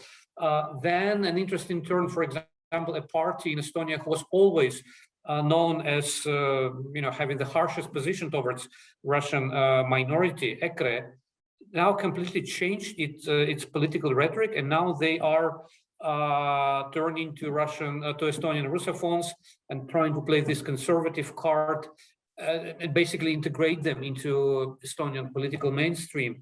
So, I mean, there are many changes that are happening, and these changes are making, again, more and more hard to use this argument of some countries being unfriendly, inimical, and even detrimental for the interest of Russian Federation. For example, Estonian Foreign Ministry, that's what I know from my experience, is increasingly interested in having expertise on Russia. So again, this is another ingredient in this in this pragmatism that is being developing in Estonia very much. So that would be my answer. Okay, thanks. Well, that's of course very interesting to hear it from someone who is based in Estonia, but of course can also look at it from a Russian perspective. Now, in the meantime, we have two more questions, so I think we can try to quickly also answer that before we wrap up. So the first question is from Michel Anderlini, and he wonders whether there's any chance that more political cooperation between the EU and Russia could come in the near future, perhaps in a post-Putin Russia. Well, with the latest changes in Russia, I'm not sure, or constitutional changes, I'm not sure that we will see a post-Putin era anytime soon. But I think we still need to, of course, raise this question, because it's a question that is on a lot of people's minds in Europe. Now, maybe I can ask Mr. Kircik to try and answer this question from a Polish perspective, of course, because I'm sure also for Poland this is an important question. So yes, that's a great question, although it's difficult for me to answer. What I can say that whatever scenario we think about, when it comes to Russia policy, we may be sure that there is still a chance that we are going to be surprised. So this is the beauty of the politics and the diplomacy. So I would like not to go very much into the details, as the question is really complex. But for now, that we are always, as Poland, as the European Union, we are always trying to propose a constructive offer. So we are not only, there's no stick and carrot, and we are trying to. We understand that there are differences, but we have a neighbor that will be still, regardless who is in charge, and that this is the neighbor that is important to us. Unfortunately, not everything relies on the European side. So we would welcome any positive change towards the international law. So when we start working on the basis of international law, then of course there is a lot of things to be that we can have in common, or that we can discuss, develop, improve, etc., etc. But from my point of view, and for this very moment, it is difficult to predict. Mr. Franco, yes, please, the floor is yours. Briefly, sorry, very briefly. In fact, there is an important political discussion going on at this moment, a very important one, and that is on Iran and the Joint Comprehensive Plan of Action. And you never know what's going to come out of that. I mean, this is kind of world geopolitics, where Russia and the European Union stand on the same side, and where the if it is a positive outcome, if there is a positive outcome, it will be, or it will have a great impact, not just on Iran and relations between Iran and the rest of the world, but also in the region, because the relations with Saudi Arabia, with Israel, with Syria, there's a lot of stuff going on there. Perhaps the next important political discussions with Russia will not be on the situation in Europe, but on the situation in West Asia. No, it's true that indeed, when it comes to Iran, this is another rare case in which the EU and Russia seem to be on the same page, and where they seem to support each other's position. It's currently indeed a very interesting period in this regard, because it will be interesting to see how the whole topic of the nuclear deal in Iran will evolve. Then we have two more questions, which I think are really quite ambitious to answer in a few minutes, to be honest. So I'm not sure whether we still have enough time to deal into the first question, namely about the question how the emergence of the new geopolitical consortiums like BRICS will influence the strategy for Russia to balance interests and stakes with other partners and collaborations in the region and beyond. I think we probably need a new webinar to go into depth about that question. I think the follow-up question is more specific. Can the TB drones change the situation in Eastern Ukraine? This is quite specific, although I think it's quite, let's say, already quite far away from today's discussion on the cross-border cooperation. So I'm also not sure whether we can still go into this. I'm looking at the speakers. Is there anyone who would like to share anything about any insights on these questions? Not really? Okay. Well, Professor Makarachev, did you want to go into any of these questions? Well, on BRICS, I'm not sure that this is, let's say, indeed relevant for what we are discussing today. I'm not sure that BRICS is a game changer in any possible respects. And I'm also equally skeptical about post-Putin Russia. Post-Putin Russia does not necessarily need to be more liberal and more democratic. And in this sense, well, frankly speaking, I'm more on the pessimistic side. Okay, well, I see it's 3:05 local time here, so I think we should probably wrap up.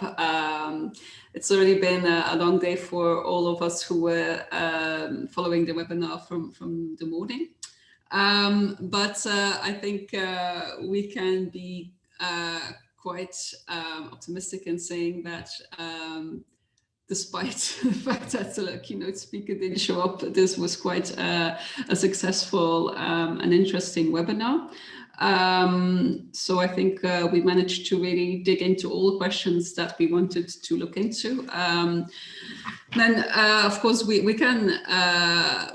can continue discussing certain issues, but some issues definitely, I think, could feed into a policy brief on these issues. So let's see whether we can write a policy brief as a follow-up of this webinar. Now, I should also, of course, thank the speakers of this panel, but also of the previous panel, and also the speaker who very magically managed to step in when our keynote speaker didn't turn up. Then let me also thank all the people who were involved in organizing this webinar. In particular, I would like to thank Natalia Skripnikova, because it's really thanks to her that we were having this webinar. She came with the idea of organizing a webinar on this very important topic. So let us thank in particular Natalia for initiating the idea of the webinar. Okay, so I think we can conclude here. Thank you everyone, also of course the participants, for your interest in the webinar. And I believe that we will hopefully come back to you with perhaps a written outcome of today's webinar. So thank you to all, and enjoy the rest of your day.